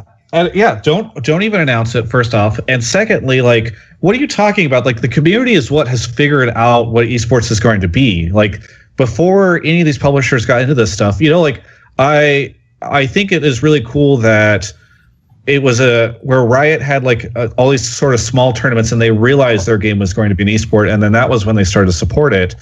You know, like, in some ways, I just feel like Overwatch League, they're building this Titanic where they're like, we can defy God. Like, Overwatch League is the second coming of everything. Like, oh my God, the stuff that the MLG executives are posting on LinkedIn about this stuff, like, happy to be changing the face of esports with Overwatch League. I'm like, well, you're definitely changing the face of it. This is very different than anything that's existed out there. So I don't know. I don't think that they're going to get desperate. I think that they'll just keep saying this is going to be the greatest thing ever until maybe it is going to be the greatest thing ever. Who knows? In terms of the actual amount of teams that they got involved as well, the Sports Business Journal article was the first time that we'd seen them actually put a concrete number on the amount of franchises they want to sell as an aim. What was it? And they actually said 28 around the globe. Fucking hell. In the first year?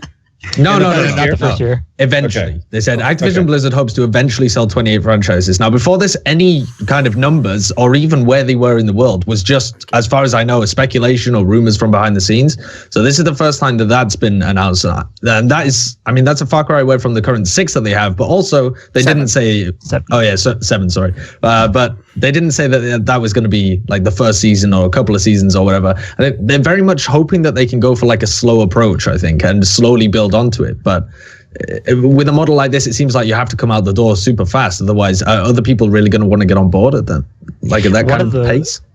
One of the weird things that they said was, I think Nate said this, where he said there's no set amount of teams that they want in season 1, which it doesn't really make sense to me, because like if you don't have a set amount of teams or like I don't know, like a plan in general, it just seems kind of like you're going into this blind and you're not going to have any of the details hammered out until the season actually starts, I guess. Yeah. By the way, you pick the amount of teams you want involved in your thing based around the format that you're going for. So saying saying it's really worrisome to me, because if you are saying, yeah, like we don't have like however many teams show up, like then you're building this format around, you know, what if you get like 13 teams? It's like, okay, now we're going to have this league and there's 13 teams. It's kind of a weird setup. Like it's much better, I think, I'm sure for them the format is a secondary consideration to getting people buying for like $20 million, isn't it? That's like they run with whatever format they can.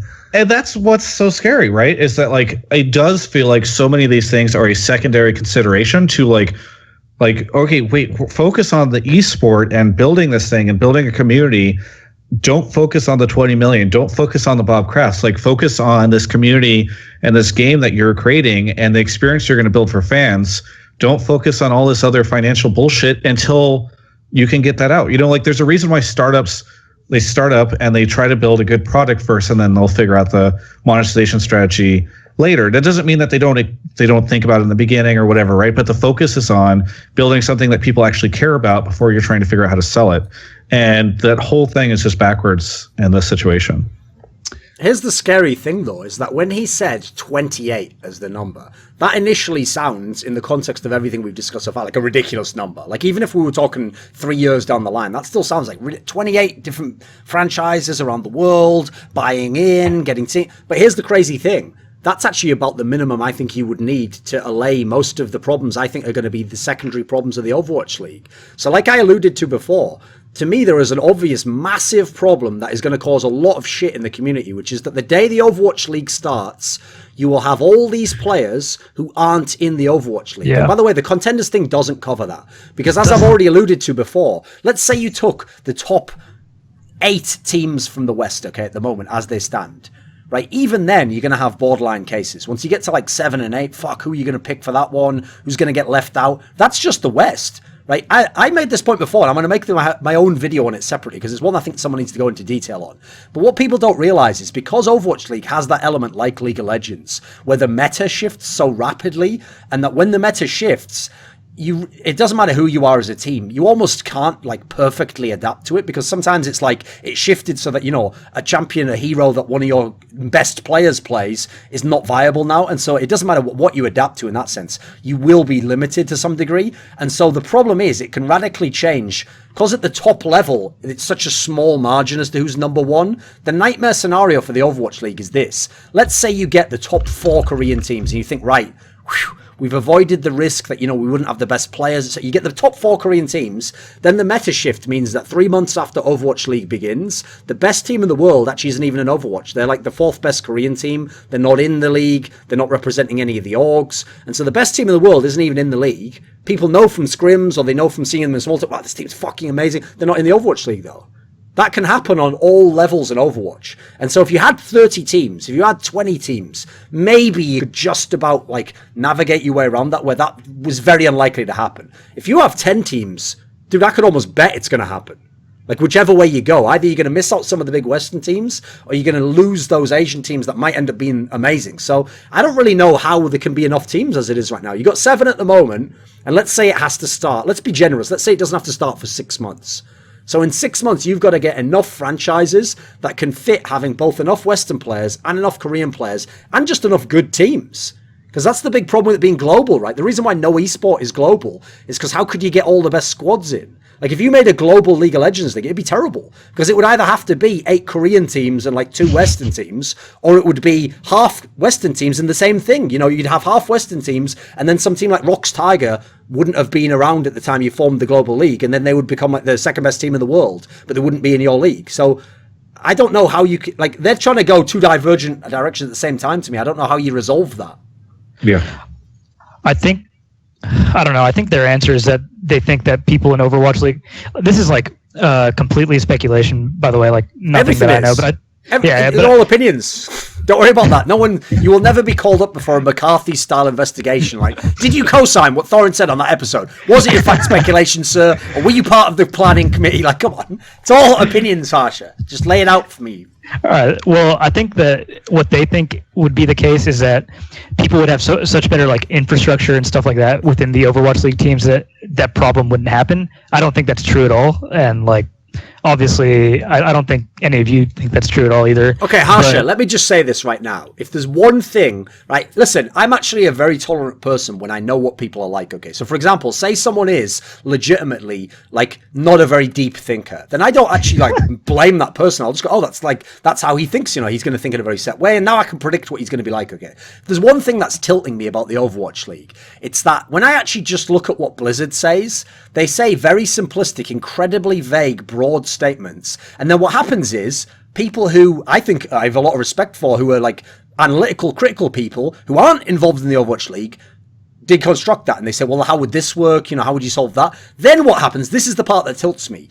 A middle ground occurs where you get very intelligent people who are very well versed in esports who come in the middle way and they go, well, I think what Blizzard meant to say, and they're like the priest who can talk their way around how everything that happens is like God's plan. And you know, like actually, if you really interpret that scripture in a certain way, though, maybe he's just saying inside our hearts we should kill all the people who are homosexual. Like, which way is it? You know, like they use basically what I think is sophistry. They're just kind of like they're using the fact that you know that they know about esports to make the nicest possible case that this is all going to be fine and great.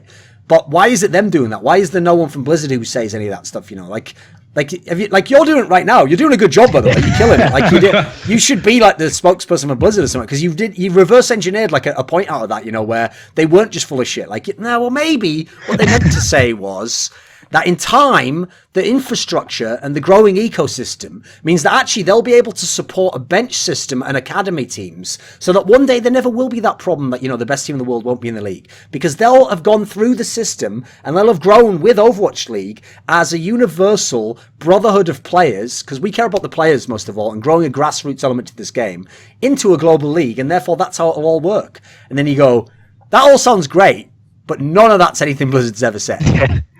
Maybe Blizzard should hire me for PR. Yeah.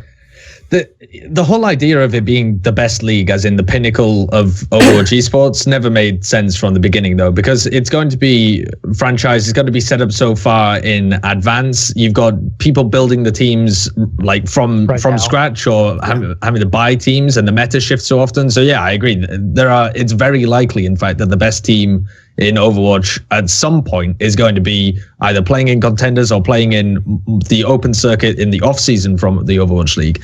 But I think that these kind of situations, when you look at the top 10 teams that have gone back over the course of Overwatch, the meta doesn't shift so drastically, apart from a couple of times in the last year where it's thrown completely everything out of the prime in that sense. And no, but that's why I bring up the Korean Frankenstein baby. But that's why I gave you the Korean example, though, because we already know it's very unlikely. Like, based on what you're saying here, if I had to boil that down to a sentence, initially the Overwatch League will be more WWE than it will be the NFL. The aim is not to have the best teams and all of it. It's to let's get a lot of viewers, let's get all the big names involved that we can, and then hopefully in the future let's figure it out so it's all the best teams. You know, that's like down the line, hence all the ecosystem and the infrastructure and all that stuff.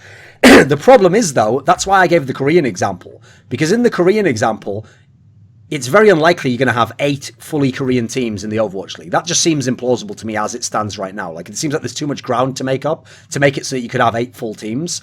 So if you even only had 2 full Korean lineups, there's already a huge window of opportunity, right? That you could have the best Korean team not be an Overwatch League. Yeah, think about if you have less than like 4, you're almost definitely at some point going to have a Korean team that could be. If I'd started the Overwatch League before Season 2 of OGN, there would be no Meta Athena in the Overwatch League. They would have never been on anyone's radar to be in. They were like a rising contender team, but we had to see what they'd do in the pros, you know? And obviously, boom, instantly they were like top 4 the next season. You know, they were already in position to be very, very, you know, that's going to happen, unfortunately, because the esport's so young. So actually, and Apex is going to still be going, as far as I know. Exactly. I think that they said they said that's not going to stop it. Yeah, so presumably you could still have the best competition being in Apex while Overwatch League is going on. It gets worse than that, dude. Like, the problem is you have to come from an esport that was like heavily into Koreans to really know how ridiculous it gets. So I can tell you that we have run this experiment in all other games. When you bring StarCraft 2 players and League of Legends players who are the best Koreans, but you bring them the majority of the time outside of Korea, it's like they've disconnected from the fucking source. They've disconnected from the Gaia Earth life force, and they will gradually decay while at home the next god tier Korean player continues to develop and like comes out of the fucking hyperbolic time chamber and he's just going to kick the shit out of everyone. Like, that will happen. It's been proven. Like, there's almost no kind of, no one's figured out how to stop that decay, basically. It doesn't matter who you are. When you go to the West like that, you gradually start to decay. Meanwhile, back home, the next amazing player takes your spot. And in fact, that's the most scary thing, because obviously the most ridiculous example ever that really showed us how this works was when in League of Legends at the end of Season 4, the entire 2 best teams in the world both left to go to China. Next time we came to have a world championship, there was 2 fully made teams from Korea already that could contend with exactly those world championship level players.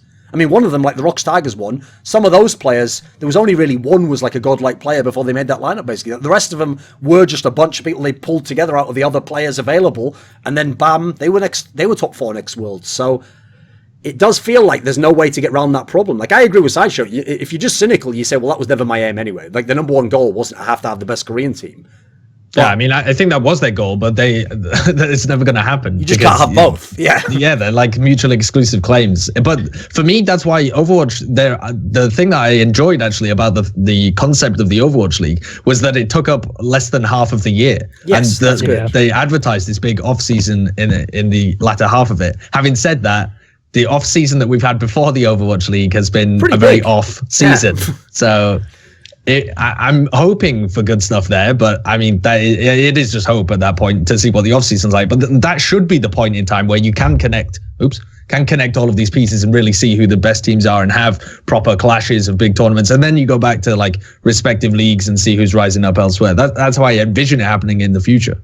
Did you see that other news where they said any team within Overwatch League can host 5 local tournaments at any point in time? Like, okay, I think that's during the off season. I don't know what that means, but does that mean like they could have 5? I mean, maybe none of us know the answer, but does that mean they could have like 5 professional, like top level Overwatch League tournaments within? Like, I don't know what that means at all. I think they meant that as part of the geolocation shit, you know, like, we'll have small regional tournaments. And yeah, it's like fan building. Like, they probably even sold it to these fuckers, like that guy from the Mets. Like, just like the minor system, you know, you'll have these small tournaments and you'll figure out who's good. Maybe you can call him up to your pro team. And he's like, brilliant, I'm liking the way this is sounding. He's like, yeah, I reverse engineered it for you, motherfucker. What do you think? It's not real, is it? There were people we could interview about this stuff and they could elaborate on what all this means. Don't be silly. Don't be silly. See, here's the genius, Thomas. What they do is they actually just work in some sort of mad mindfuck approach in esports. What they do is, since they don't talk to you and they don't tell you any information and they keep everything NDA'd, you have nothing to do but speculate. And then when you speculate, people go, well, if you're going to be so critical of Blizzard and Overwatch League, no wonder they don't talk to you. And you go, well, I'm stuck in an insane catch-22 type scenario where the only way to get your attention is to speculate. And in getting your attention and speculating, I am now never allowed any of the access that I never had in the first place. So welcome to this mad, vicious cycle that we can't break out of. And in fact, now we are like fucking dissidents who must be killed or re-educated. So is the trick to just be like, listen, I am so excited about Overwatch League. This thing is going to be a huge success. I don't know what you guys are talking about. I can't wait to talk to somebody from Blizzard just to hear about how great of a success this thing is going to be and convey to all of my people that watch any of my content how successful this is going to be.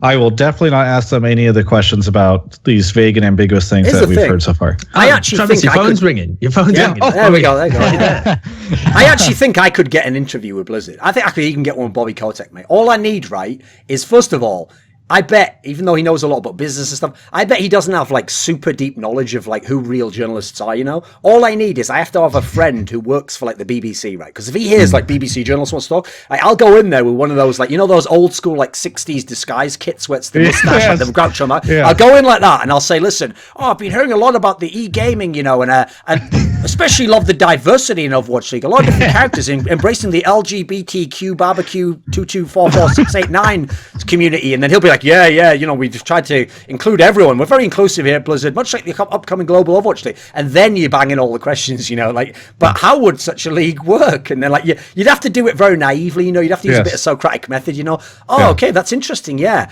But how would you also have localized teams and a global league as well? And then he'd be going, well, you know, looking through his talking points, like, what the fuck? There's nothing more under here. There's only 2 pages of notes. Like, that's the only way you'd get the interview, though, I'm pretty sure. Speaking of Bobby and interviews, I went back and looked at the Sports Business Journal. Oh, sorry, this is the Sports Business Daily, I should say, which is part of the journal. Sounds like a thing. If people are trying to find it on the site.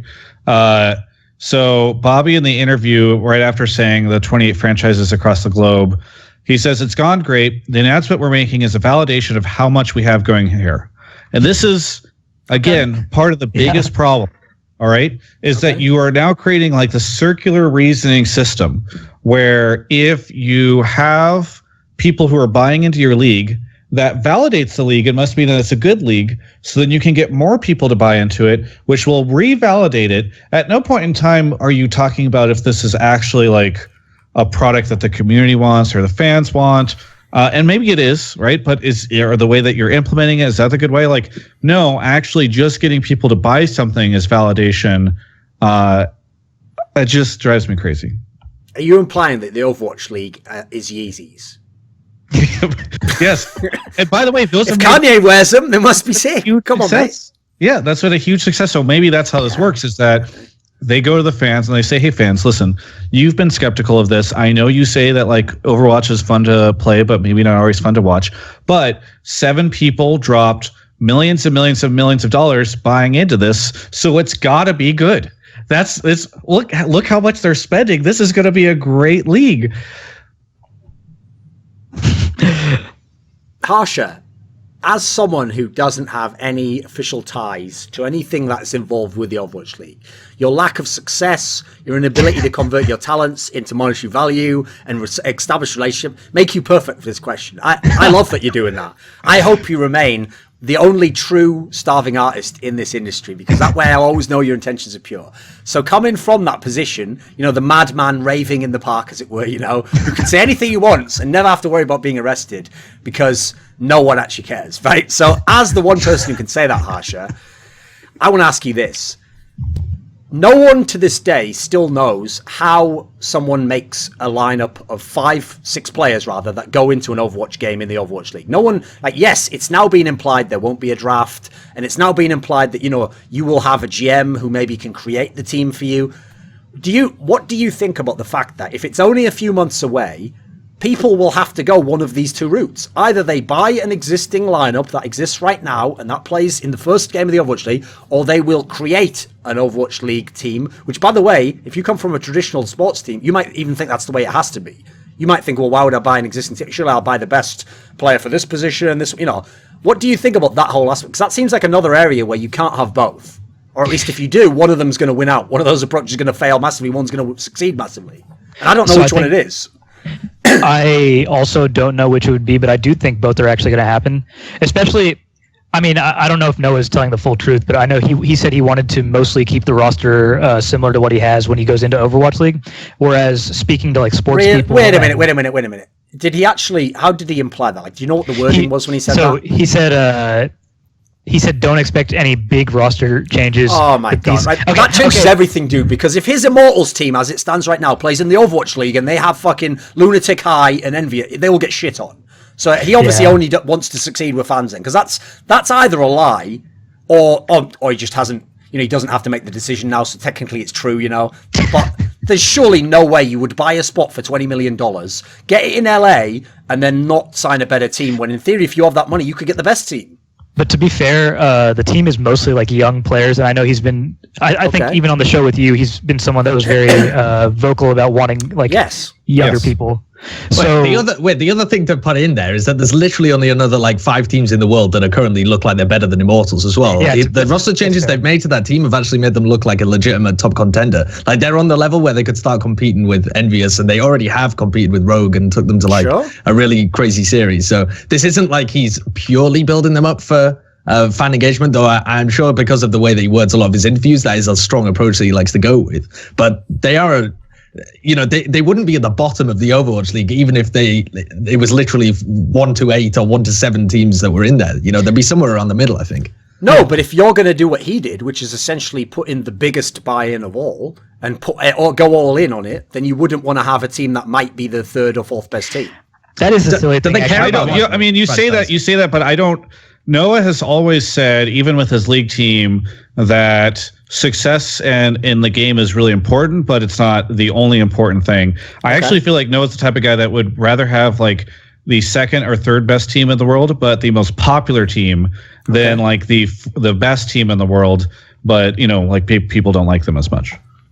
Problem is, though, his own philosophy on recruitment hasn't in any way borne true to that. And you know what his get out for that is?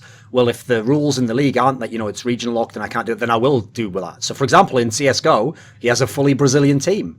For sure, he could make a lot more money marketing a team that's slightly worse, but is North American. I guarantee you would have a lot more fan engagement, a lot more metrics would all be up, but he picks a team that's slightly better because he wants to do better in the game, presumably. Likewise, in League of Legends, where is his all-NA team? Now, you might laugh and say, well, yeah, but in Overwatch, League of Legends, you've got to have a few Koreans and imports. I don't know about that. If you really spent the money that they have in League of Legends and you got all the best NA players, you could for sure make a 5-man lineup that could do what you're saying here. If you got Dardoch and all that, you could make a decent 5-man lineup that's mainly North America. If he gets the chance, he still goes and gets a Korean top player and he goes and, he just says, that's why I wonder in the same sense whether he's saying that to the esports people, because his own philosophy doesn't seem to go entirely down that route.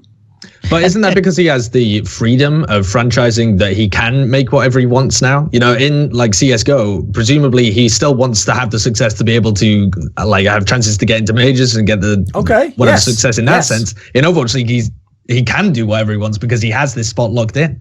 He can go for a more like personable approach.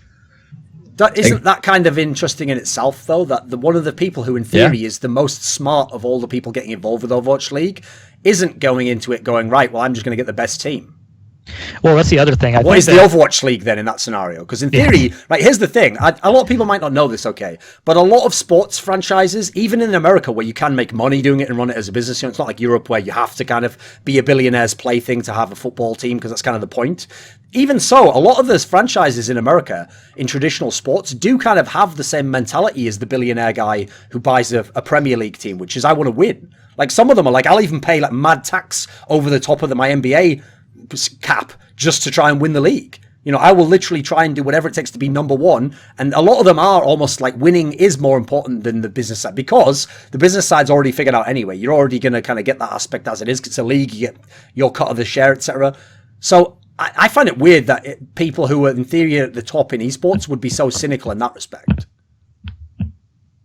Well, to answer the rest of your question from earlier, I think that from speaking to sports people, I do think that they think they could build better teams using like their own metrics and stuff like that. So I think that they'd be looking to pick apart teams and make their own. That's the thing, Harsha. I actually think most of the people who aren't endemic will think that this, like, they've all watched that fucking Moneyball movie and they think that's real life. They're all going to try and do that. Like, what if I get the best Reinhardt and then I get the best Tracer? Like, yeah, why don't you just go? I don't even want to tell them. Starting to make sense. Yes, come on. We don't even have statistics, so that's the problem. No, but we have eye test. And we have the love combine. That eye test. Exactly. By the way, this is all starting to make sense because you know who was in Moneyball? Bobby Kotick. He was in. he literally made an appearance in the movie as somebody in the movie. So it's all coming full circle. I'm now realizing how this all came about. Okay. I think the sports teams will make their own teams as well, but it was something that Alicus, the guy who just made Laser talks a lot and says stuff, yeah. He tweeted saying it'll be hilarious to see some of the terrible teams that are formed for Overwatch League. And I agree with him because I think some of these teams that are going to be formed are going to be really bad because often, I mean, NRG is the classic example of an organization that had the money and made multiple iterations of a team and either stuck with the core that didn't have the potential to really reach the top, didn't really understand what they were doing, picked up the wrong players, just kind of threw money in the wrong places.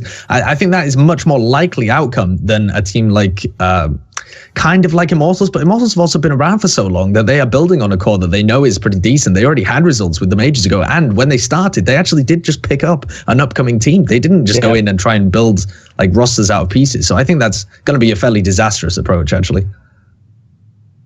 Hey, Sideshow and Harsha, can I ask you guys a question really quickly? Because I've been thinking about this for a while. I feel. Do you want to make a team? You buy in? Yes. You guys have $20 million. No. So it feels very dangerous to talk about these things in some sense these days because when I have voiced criticism of the Overwatch League, and I interviewed Noah when I was at Yahoo and asked him a lot of critical questions about the Overwatch League. That he dodged pretty well. I mean, Noah's that's smart what like he does. So he can dance. Yeah, he was like a debate champion. I love Noah. He's great to talk to. But if you don't have a gun and the other guy has a gun, you better be able to dance. That's the rules. So I interviewed him, and I got kind of torn apart by the Overwatch community. And I look at a lot of the threads where I like the Morgan Stanley report Reddit thread. Like there were a lot of people in the thread, overwhelmingly, I feel like defending what was an insane report. So, and I know that Blizzard obviously doesn't like it when people shit on this league. Much to my chagrin. I'm sorry, guys, but I've just it's interesting. I'm curious for you guys who are much more a part of the Overwatch scene than I am. Like, how do you feel? Because I just feel like I'm a crazy guy on some hill, like yelling, being like, "This is not going to be a very successful thing," and everybody's just like, "Shut up." So I've noticed that for people like you and Thorin and Richard Lewis especially, I think they kind of consider you guys like outsiders in a sense because you're not from the game, like you were from other games before and made your name in other games. Right. And so I think that they see like, I don't know, I don't think you guys have been like irrational or anything like that, but I think that's kind of the way they feel. They think you're just blindly hating Overwatch in some sense. I don't think, like whenever I'm critical of Blizzard or anything, it's been relatively received well actually. So I think it's just more the name. Do you think there's skepticism within the community about Overwatch League? Because that is one, I hope that the community is very skeptical about this thing and that they realize the financial implications and that they realize that like this is actually quite worrisome in some areas. Oh, there's a massive underbelly in the competitive community of Overwatch that actually is really scared that like Blizzard's waited too long and then they stopped all the tournaments and now all the endemic But they don't say that stuff to the audience, right? What they say it everywhere except for kind of the audience saying it a lot of the time. I mean, it's like the fans who some of them think that. Basically, the hardcore fans do think that in general. Travis. They're really worried because the problem is a lot of the hardcore fans did come from other games as well, and so they're also like, you know, how would this work? And like, you know, that sounds great, but how would it work in practice? And if something alarming happens and Blizzard doesn't address it, like for example, here's another perfect example of where I get very suspicious that Blizzard just doesn't have an answer. Is even if they were going to do everything they'd done so far, so no actual like change in terms of policy would happen or negotiation, I would have a community manager who came out when the community was really worried, like, wait a minute, all these endemic teams are dropping their Overwatch lineups. I'd have a guy who comes out and goes, listen, don't worry about this. Like, we knew this was going to happen. We've already got the next teams involved. Some of these teams maybe will be involved down the line. You know, I'd have someone come along, and even if they're not changing anything, it's just perception management. It's what people do in politics, right? You just kind of like, you can't choose the direction the narrative goes and tell it, but you can shape it a little bit. You can at least like rub off the rough edges, or you can leave a little bit of an in there, like, hey, there's some optimism still. They don't even do that. They just leave a vacuum in which people speculate even more. And yeah, sometimes you do get kind of conspiracy theories, but other times you get people who essentially, because there's no answer, that's the scariest thing of all, right? It's totally unknown. No one knows what the fuck's going to happen. Yeah. They make no attempt to control the narrative at all. It's kind of weird.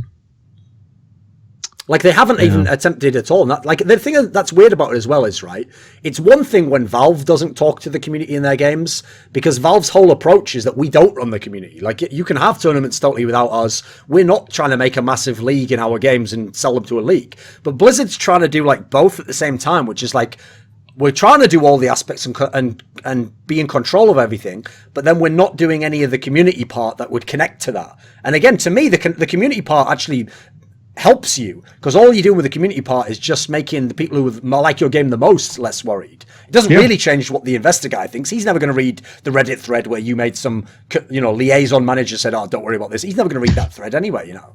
Yeah. A large amount of that kind of stuff happens with the developers posting on the official Blizzard forums talking about balance and things like this. And I love that as well. They still try. Right, so like here's the problem, right, Sideshow. When you've known someone for long enough, eventually they are just a character inside your head, and you don't even need them to be an email. So Monty is now telling me inside my brain, no, but you know, actually, Blizzard understands esports. This is a different group than the one that was in charge of WCS. These people are from esports, they're connected to it, they understand it. And then, as you just said there, Blizzard's way of communicating with the community is on their own official page. Now, even Riot Games understands that all their fans don't go on LeagueOfLegends.com into the forums. They understand what Riot is, what Reddit is. They understand there are communities where you go to. So the idea that that's how Blizzard communicates is like, that's worrying in itself, you know. That immediately set off an alarm bell to me, that's their official medium, you know. I have a question. Oh, go ahead. Well, I'm just going to say, I don't know anybody who uses the official Blizzard forums. That's the point, right? Because the sort of person who uses those forums is like, how do you do this combo with McCree? Like, it's not, no one's like, you know, analyzing the Overwatch League, are they? Like, who are they communicating to there? But the thing is, it makes no difference anyway, because it just gets posted to the Reddit as like it does, but why don't they ever cut out the middleman? Why don't they probably just because they don't want to, like, they're not in the same sense of, like, the Riot guys in that they have, like, any ties to the Reddit, as far as I'm aware. They just... Exactly. No, they do. They just leave it, don't they? Listen... Cersei isn't just going to go out and start touching the unwashed plebs of King's Landing, because they're all going to shout. I think it's because like, you can tell the difference between like the development side of Overwatch, which is great. Like Hearthstone is jealous about how good the Overwatch development team is in terms of communication. Okay, and then you compare that to like it is like night and day with the esports side. You know, it is just crazy. Along those lines, I have a question for you guys because I think this is actually pretty relevant. Because he is the game director, how much do you guys think Jeff Kaplan cares about Overwatch League and Overwatch Esports? I know we don't really have an answer. I just want to I want to see you guys as the experts in Overwatch answer this because I'm curious. I don't know. I mean, I don't know, but the game is successful no matter what, right? Like regardless of Overwatch Esports. So that sounds like something he might say. I think that's the side he's more invested in. Yes, he does. So that is. Go ahead. He does communicate, as far as I'm aware, with the esports people fairly regularly. I think I know of a couple of situations where things have happened and he's been involved in communications around either events or esports. Is that mostly like patch things? No, esports events that have been happening, or like I think that they're more involved. I don't think that the esports side of it is that far away from the overall HQ of Blizzard, but I could be wrong. I'm not an expert in any sense on the internal workings of Blizzard. I know some of the casters and stuff know a lot more about what's going on inside there, but from drips and drabs of whatever they talk about, it seems like they're actually fairly, not closely knit, but they do. It's not so much like this tumor that's growing on the side of Overwatch. It's something that they actually want to look after and cultivate. I hope so. I mean, the reason I ask this is just because knowing people that have worked at Riot for so long and having worked at bigger companies myself, like it is like the politics on this internally on these types of things can have a huge impact. So, Jeff Kaplan being the game director, like, is he going to prioritize the esports features that they need to make this thing successful? Even down to like the in-game microtransactions that will help support the Overwatch teams and the players. So that's part of the reason I asked, is because I actually think that's an area that people overlook a lot, is like how closely aligned is your development team to your esports goals, because if there's like a huge amount of misalignment there, you can have a pretty rough time. So, and I don't know, I've seen Scott Mercer at a Overwatch event, which was really cool, but I haven't seen Kaplan talk too much about it or seen him that stuff. So I don't know.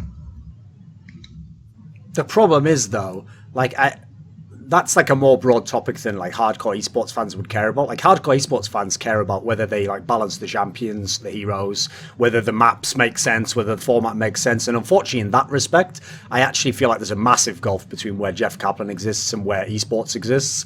Like he's not in the same universe when it comes to what modes should be played and should we have map bans and how does a hero balance out. Like he really is the guy where the only analogy I can give is to that guy David Kim from StarCraft 2, because famously, a lot of people won't remember this, okay, but StarCraft 2 had probably the worst period of imbalance any esports game has ever had, which was for about a year and a half, was where the Zerg race basically had a very simple unit. It was the Infestor, which was incredibly overpowered. And it was overpowered to the extent that people literally had mathematically figured out it was never incorrect to build one of these units. And it wasn't even a skill shot. You just clicked on someone and it fired this fungal growth. And basically, as a result, it completely warped the esports landscape. Like you saw on ladder, the rates went crazy. And then you saw in tournaments that people were having like ridiculous wins who, were like the 9th best player from the Ukraine who played Zerg would have like a decent run, It was really the most imbalanced thing ever. And at the very end of that period, because basically they fixed it by bringing out a next expansion to the game, at the very end of that period, like a few months before the expansion came out, and after, like a solid year and a half of imbalance,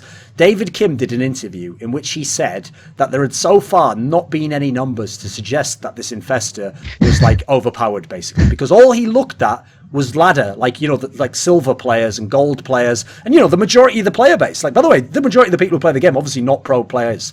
And so he didn't understand the concept that something that was like very mildly imbalanced at that level was like unbelievably broken at the pro level. Like he still didn't get it at that period at the end, And in fact, he really did, this is no joke, naively think that if like some Korean player who's going to go down as, like top 3 player to ever play the game could win with a non-Zerg race, he thought that just kind of meant like, oh, well, I don't need to look in that area. It's obviously fine, it's all fixed. Don't worry about it. Don't just be like him. Just be like, fucking Picasso. Just create absolute artistry and and then it's all balanced, right? So he simultaneously went both opposite directions, like absolute to the plebs and then absolutely to the skies of the gods. And it's like he never understood there was this massive area between, which we call esports, So I have to say, I've teased him about a lot on this, but Monty always tries to like, deflect it. But Jeff Kaplan's also said a lot of things along those lines, like he'll say stuff like, this hero's really not being used a lot. And then you look at the pro scene, it's like all over the place, used all the time. But then he's like, people in solo queue don't really use Winston a lot, so I feel like actually we should maybe like buff that a lot, like just say something that patently doesn't make sense in the esports world. And so I kind of feel like, I don't blame him because he's not in esports in that sense, but I still feel like there needs to be more people between him and esports to like bridge the gap, as it were. Going back to something. Oh yeah, go ahead. Yeah, I mean, he put out a recent thing where he was talking about like his own personal opinions on a lot of the balance changes, and he did say that he was like part of a team and doesn't make the decisions on his own, obviously. Okay. But yeah, he did have a lot of. What was one of them? He said something like the top 33%. He was talking about in terms of them being the elite players or something, which ends up being plat or plus. Yeah, which doesn't really mean anything at all. Yeah, so he's just looking at like platinum and above. One thing he did was he cited quick play statistics, and he didn't use this as a defense for anything, but the fact that he cited quick play statistics, like it's already going to turn off a bunch of people that are reading what you wrote, because it's something that he's done before and he's used as justification. And even though in this specific case he wasn't using the quick play statistics as justification for anything, like it just kind of took away from what he was writing. Because the thing that scares me about the beginning was like, this is just my personal opinion. Yes. We have debates within it all the time. Yeah. But the thing that worries me about that is that if Jeff Kaplan isn't really that in tune with esports, how can you expect the top people? How can you expect Mike Morheim, Bobby how can they be in tune with esports? Like, if someone who literally lives and breathes Overwatch, like kind of either doesn't care or just doesn't ever interact with like the information that we're getting that would tell him, some key kind of qualitative judgments on aspects of the game like that, it's no real surprise, is it, that higher ups whose whole job is business do go around the world telling people there's 75,000 Overwatch pros, or this will be bigger than the... Like, if that's what they say publicly, I don't think it is an exaggeration to say like Richard's report probably had some grounds to it, that privately, dude, imagine if they get into an owner's box at some sporting event and they're just talking loosely, you're throwing around numbers and that. God knows what they say to these sports owners. Yeah, I did. Yeah, the Richard Lewis report, right? Where he's talking about the sponsor that walked out after he said that it would cost more than the NFL. I heard that from somebody else as well. Well, it may have been the same source, I guess, but that was, Also, why are you trying to pull some... When I read it. Why did it make it sound like the Blizzard guy there was trying to pull some mad reverse psychology? Like, okay then, loser, walk out on the deal. When we're bigger than the NFL, will you fucking regret this? This is going to be your doing. Remember when we talked about them like, they're going to get desperate soon and they'll need more teams? And I was talking about how like Blizzard is just like so high on this whole Overwatch League thing that they can't even... what Duncan just said kind of reminds me of that. Duncan, you brought up Monty. I'm kind of curious because I actually really respect Monty a lot, and a lot of his, like, we have ideological differences at times, but do you think that whenever all these conversations are happening internally at Blizzard that he's like trying to steer them in the right direction? I actually don't know like the full extent of his collaboration with them, but I know he's said that he's like having some sort of involvement in the formation of this thing. He and Doe are technically advisors. Okay. Yeah. So I mean, I consult. Okay. I hope he's consulting like very strongly, and I mean, knowing Monty, he probably is, but I have a lot of faith in his ability to guide this stuff in a good direction, and so I'm hoping that he's having positive effects over there. Yeah, but the problem I have with that is, like, I could definitely believe that, like, they consult their opinions, or someone at some point in the hierarchy says, what do you think of this plan here, or what would happen if we did this? But the problem with consulting with someone is you always retain the ability to just say, right, thanks, that's all really great information, and then square brackets, I'm not going to use any of it, I'm doing what I want. Like, think about any show or any story about a hierarchy you've ever heard of a big company. There are always tons of stories, almost every big company I'm aware of, where the guys who are at the top take on board some of the things the people below them say, but they almost never make the decision based on that. Like, they usually always have their own internal philosophy of like, well, I'm going to go this route, and I'm going to go and do this way, And so at best, you can hope to kind of inform them with some information, but they're probably going to go their own route anyway on that one. So I get the feeling that, unfortunately, at the top level at least, some of the bigger decisions probably aren't ever really shaped by esports. That's my sense for it, at least. Especially because, unfortunately, and let's be real, this is something that everyone's wrecked Riot Games on for years. So you have to wreck Blizzard for it equally. You can't go around with an attitude that in any way suggests you think you know better about everything in esports than everyone else, or even worse, that like, you know, esports was but the prelude to your masterpiece where you're going to like recreate esports anew. Because if you do that at the very minimum kind of turns people off, you know. You got to, if anything, just lie to them and tell them, no, you know, we really respect what came before and we're trying to just take that to the next step, you know. It's when because as soon as you start suggesting that, like, you know, we're going to recreate esports, that's where everyone kind of starts to be like, yikes, well, what does that mean? You know, that's where you worry. It's essentially hubris. Like, as soon as you start thinking that you really will do everything differently, that's why I'm worried about the whole structure thing, because I feel like the easy out for this was to be like, season 1 won't be the end goal, you know. Season 1's going to have these basic things that you recognize. It's going to have a few innovations. Season 2 will introduce 10 more teams, and then we'll expand the format out, and we'll add more locations. So I might, if I was doing it, I might have started with, like, you know, Europe and America first. Then season 2, I expand to Asia, and then I add in that, because that way you give yourself all this time to change your mind, all this time to fix, like, the logistics of it, and more importantly, you can kind of connect it from esports, but then gradually evolve it. It feels like what they're trying to do in Overwatch League is like the ridiculous Hail Mary play, where it's like either we just win everything completely forever with this insane approach, or, well, they don't mention the last part. They don't just go, or it all burns to nothing and we failed. That doesn't exist today, because again, they're using like American sports logic, like, you can't even think about failure, man. That can't even be in your mind. You're gonna win. It does seem iterative, though. The process that they're setting out for season 1 doesn't seem like too much of a Hail Mary for me. It seems reasonably iterative. What do you mean? What process for season 1? So if having it in LA, right? Having it centralized within Los Angeles, having the, you know, the names of things and the geolocation essentially just be them setting it up like 6 months a year. So I've putting in any groundwork, finding stadiums, this kind of stuff. Here's what we'll do, going balls deep with that. Let's do this, okay? Just as an experiment, right? You're going to be Blizzard right now, and you're going to say what you just said there, and all I'll do is just ask like some very simple follow-ups, okay? So you say what you just said. You say, you know, it is kind of, you know, this has been seen in esports before. We're going to have a league. It's going to be in LA. It's going to be the teams that are involved. Right. First question: how are you going to get all the viewers then? Because viewers actually exist around the clock. You mean in terms of the time, the schedule? Yeah, like people in China can't watch the league. Yeah, I mean that's a problem with it, but that's the same problem that you have with any league that runs anywhere. Yeah, so but it's work. But it's not 20 million to buy into the other leagues. And also, you did tell me it would be bigger than the NFL. So that's the with the I actually I'm happy that they are being iterative. I think that is the way to go. The problem is that they have sold everyone on this giant beast of an Overwatch league. So you kind of also are torn into, you know, you have to deliver on that vision as well. So I don't know.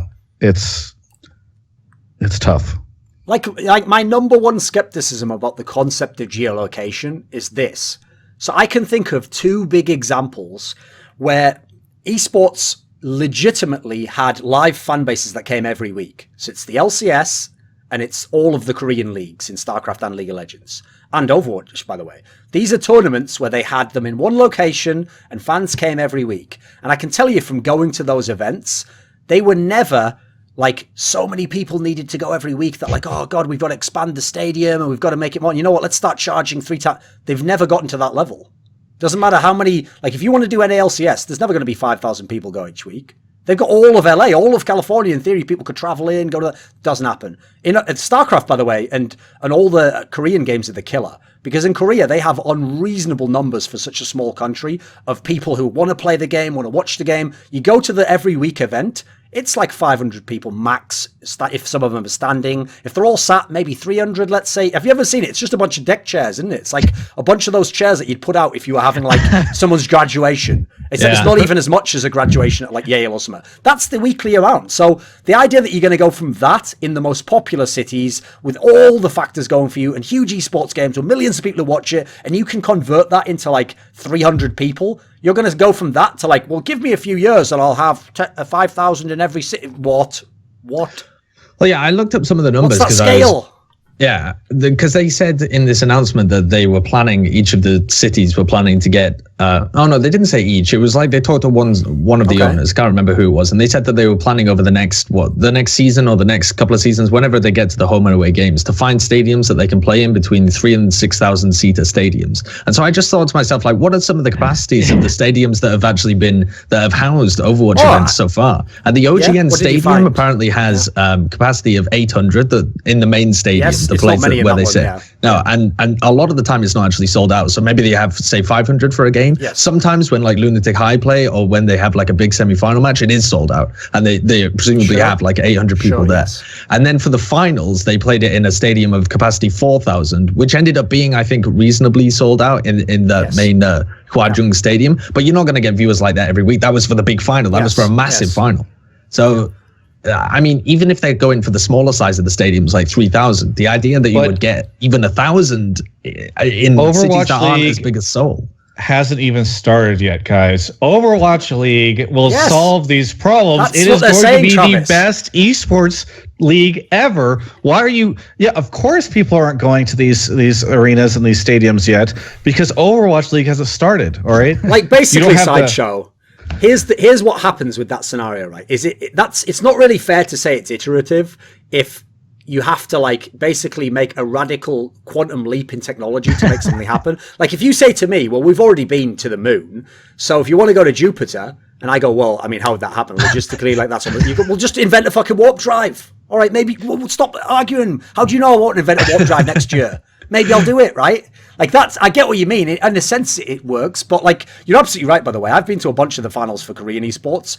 Like maybe you could get like 10,000. That's like pretty big, But again, that has to be the final. That's for finals. One big match, And the idea that, by the way, whoever said that quote is absolutely either a liar or was saying that for the benefit of whoever rich businessman he wants to invest. The E-League major, I think, was in a 5,000 seater theater.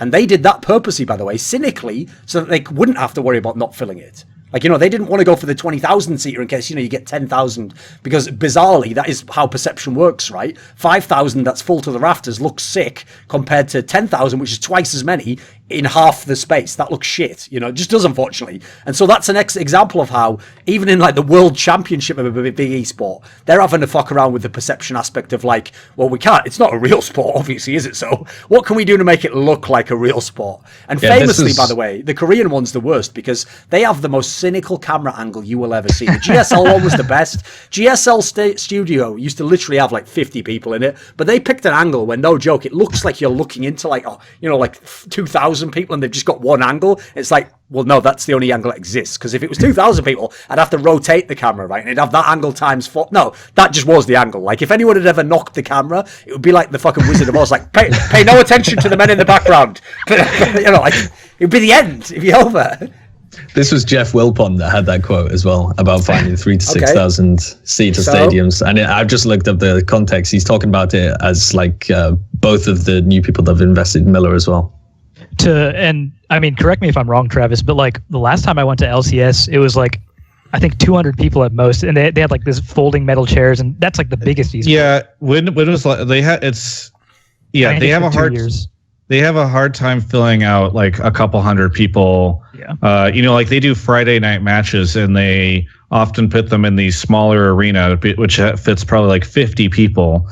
Because you can't, like, it's just hard to get people to come early on a Friday, right? So, yeah, and this is League of Legends, but it's not Overwatch League, guys, and that is what is going to fill these arenas, all right? Overwatch League. That's also another reason, by the way, why I've never understood why people who are even in esports go so hard with the route of like, we're going to go like traditional sports. Think about what a traditional sport is. A traditional sport is loads of people who don't play the game love to watch the game. It's inverted. There are, like, the whole point of why I gave the Korean example is because in Seoul, right, this is the most fucked thing. Korea really is so advanced in esports, not because of the overall numbers from Korea, but because it isn't Korea, it's one city, it's Seoul. Seoul has bonkers amounts of people who play the game, watch it. But here's the mad thing, even with like millions and millions of people, with very cheap transport and easy access to the stadium, no one goes and does it. Like, very few of the people who play the game end up watching the game, in any of them, by the way. Even in League of Legends, like, they have millions of people play League of Legends, not that many watch every broadcast of OGN, So if you're getting such a poor conversion rate, it's actually a very different thing to sports in that sense. Like, there's not like, 2 billion people play American football and then only 1 million, 20 million watch it, that would be like esports numbers. Goes the other way. Hardly anyone plays American football anymore. Everyone fucking watches it in America, though. Yeah. Sure. I think something I was recently debating with people as well, though, is the viewers that are brought up. It was just reminding me there when Travis said it's the Overwatch League, guys, is going to solve everything. I was thinking about the viewership numbers in terms of just the amounts that you're currently getting in terms of online tournaments are incredibly small. But when you look at the tournaments like the Overwatch World Cup and the Apex Finals and things, there seems to be like this kind of latent viewer base that's waiting for something to happen. It's not massive, but there's definitely been a big increase. When you look at the Overwatch group stages, the World Cup group stages, they're averaging like 60 to 70k viewers on the Western streams with Chinese and Koreans as well. For this year? Yeah. No, I thought it was 35k peak. No, it definitely wasn't. They had a 70k thing. There was a thread on OverGG talking about it. No, I will say that phenomenon, which by the way, on its face does sound like more bullshit of like, if you build it, they will come. That does exist as far as I can tell, because I do notice that, like, famously, this is what happened in CSGO. CSGO, a month before the first ever major in CSGO, was a game that used to have, like, 50k viewers was like the best you could ever get. If it was like the biggest game at the perfect time for both time zones and everything went right. That's like the max of what you could get. As soon as the major arrived, you were like 100k and above already. And it really was the case that if you tell people this is the World Championship or this is the biggest thing, and then they tune in and it has the production elements and it has all the best, it's like you've put all your eggs into one basket and you can go for the big number, That really does exist. So I actually do think that will be something that picks up the numbers. When you have the official Overwatch thing and it has all the branding and it has the biggest names and people know like it's in a studio, the production value and the prize money, I do think all of that will boost the numbers. Like maybe it could like make it like, if I was being generous, I'd say like 5 times, 10 times more, that could happen. It's just that, like, well, no, that's a pretty good point. What do you think about that? I mean, I actually hope that happens. Like, I guess I would just say I think that can happen, but I just don't think it will be like you go to 1 million viewers. I think that's unrealistic. Yeah, no, I don't think that. So the one way, so they could, I think they can force Overwatch League to succeed by doing shit like you can unlock skins while watching, and they could just make it so valuable and so worth it to watch that people will just turn on the stream and do like endlessly and have this thing on all times, right? Like if they just give enough value in game to actually make this thing work, like a ton of people will end up watching it. You can have a debate over whether or not that's good or not, or how much of that is organic, but I think they can force the viewership to increase a tremendous amount. I still don't think that the monetary stuff is there and that you're going to be able to like really bring in the sponsors you need for all this kind of stuff. But I would say that, Duncan, if that does happen, I will be very happy. Like I've been mocking Overwatch League on this show because I think that the way Blizzard has handled it has been so ridiculous, but I actually really want it to work and those numbers would be great. I just am skeptical they can do that organically. That's actually why I'm actually in a way glad that the LCS thing happened as well, though, even though I'm personally not a fan of franchising in general, just because since it's such an obviously different route to having franchising, I feel like that's why everyone who's really worried right now that Overwatch will tank all of esports, I don't think it will. Like, it can tank its own part, but the fact that there's 2 sets of people in totally different games doing this means, to me, if anything, it would just scare people from one to the other. Like, some people who don't know anything might, not be involved, but in general, you've already got the option where you didn't have to, it wasn't Overwatch League or nothing. If you already wanted the more like conservative approach, you could go the LCS route from day one. You never had to do the Overwatch League one. So I feel like that in some sense offsets, like hedges some of the risk. And so to me, it's interesting in that sense. I just want to see how they compete against each other. Like, it doesn't seem like they're competing because they're different games, but they are. They're literally both going to be competing for the same broadship rights, the sponsors, again, future owners. It's actually good. Like, that's an example of where competition is great. Yep. Because I'm not from the League of Legends scene at all and really don't know that much about it, I'm much more familiar with the greatest scene of all time. That's all you need to know. Okay, that's all I need to know. Well, question answered then. It was the part that they recently released in the announcement, again, the most recent one where they just released the only information that we actually have to work from. They were talking about revenue sharing and stuff like this and having items within the game and splitting it 50-50. And it said that also, there was just some really interesting phrases that were in there that I wanted your opinions on in terms of coming from different esports as well, because they said that so they're splitting the revenue from media rights, league sponsorships, merchandising, and owners will get half of the revenue from league affiliated virtual items within the game as well. So just starting from there, how does that actually compare in terms of the specifics of items and stuff like this to league and Dota? Yeah, so Riot said they were going to be creating digital goods as well to help rev share this stuff. So that's a similar thing. I think in both instances, we don't really know what the stuff is going to be. Like in League, they've done skins for winning teams and they've done icons. So there are some examples of this, but the way they've talked about it in terms of the franchising stuff makes it sound like Riot's going to have to do a lot more. And they'll have to release like higher levels of tiers goods. One of the interesting things that you bring up, and I don't want to push too off topic from your question, but I think worth talking about is the fact that with Riot, they're rev sharing 3 ways. So 30% goes to Riot, 30% goes to owners, 30% goes to, or a third goes to the players. And so if I was a player, I would be looking at this Overwatch League shit and being very frustrated, or at least disappointed, because there's a built-in guaranteed divide and split to the players in League of Legends, and there's no such thing in the Overwatch League. So I'm slightly concerned, by the way, that the players are going to get fucked. Like the Morgan Stanley report said they estimate like 5% to go to players. You can compare that to traditional sports, at least in the US, where it's much closer to like 50-50. And with League, you've got 3-3-3. So in traditional sports, by the way, they literally have lockouts over like 0.5%, because 0.5% might mean like, 5 billion over 10 years or something. Yes. So, I mean, you guys, like when you hear, like, it's interesting.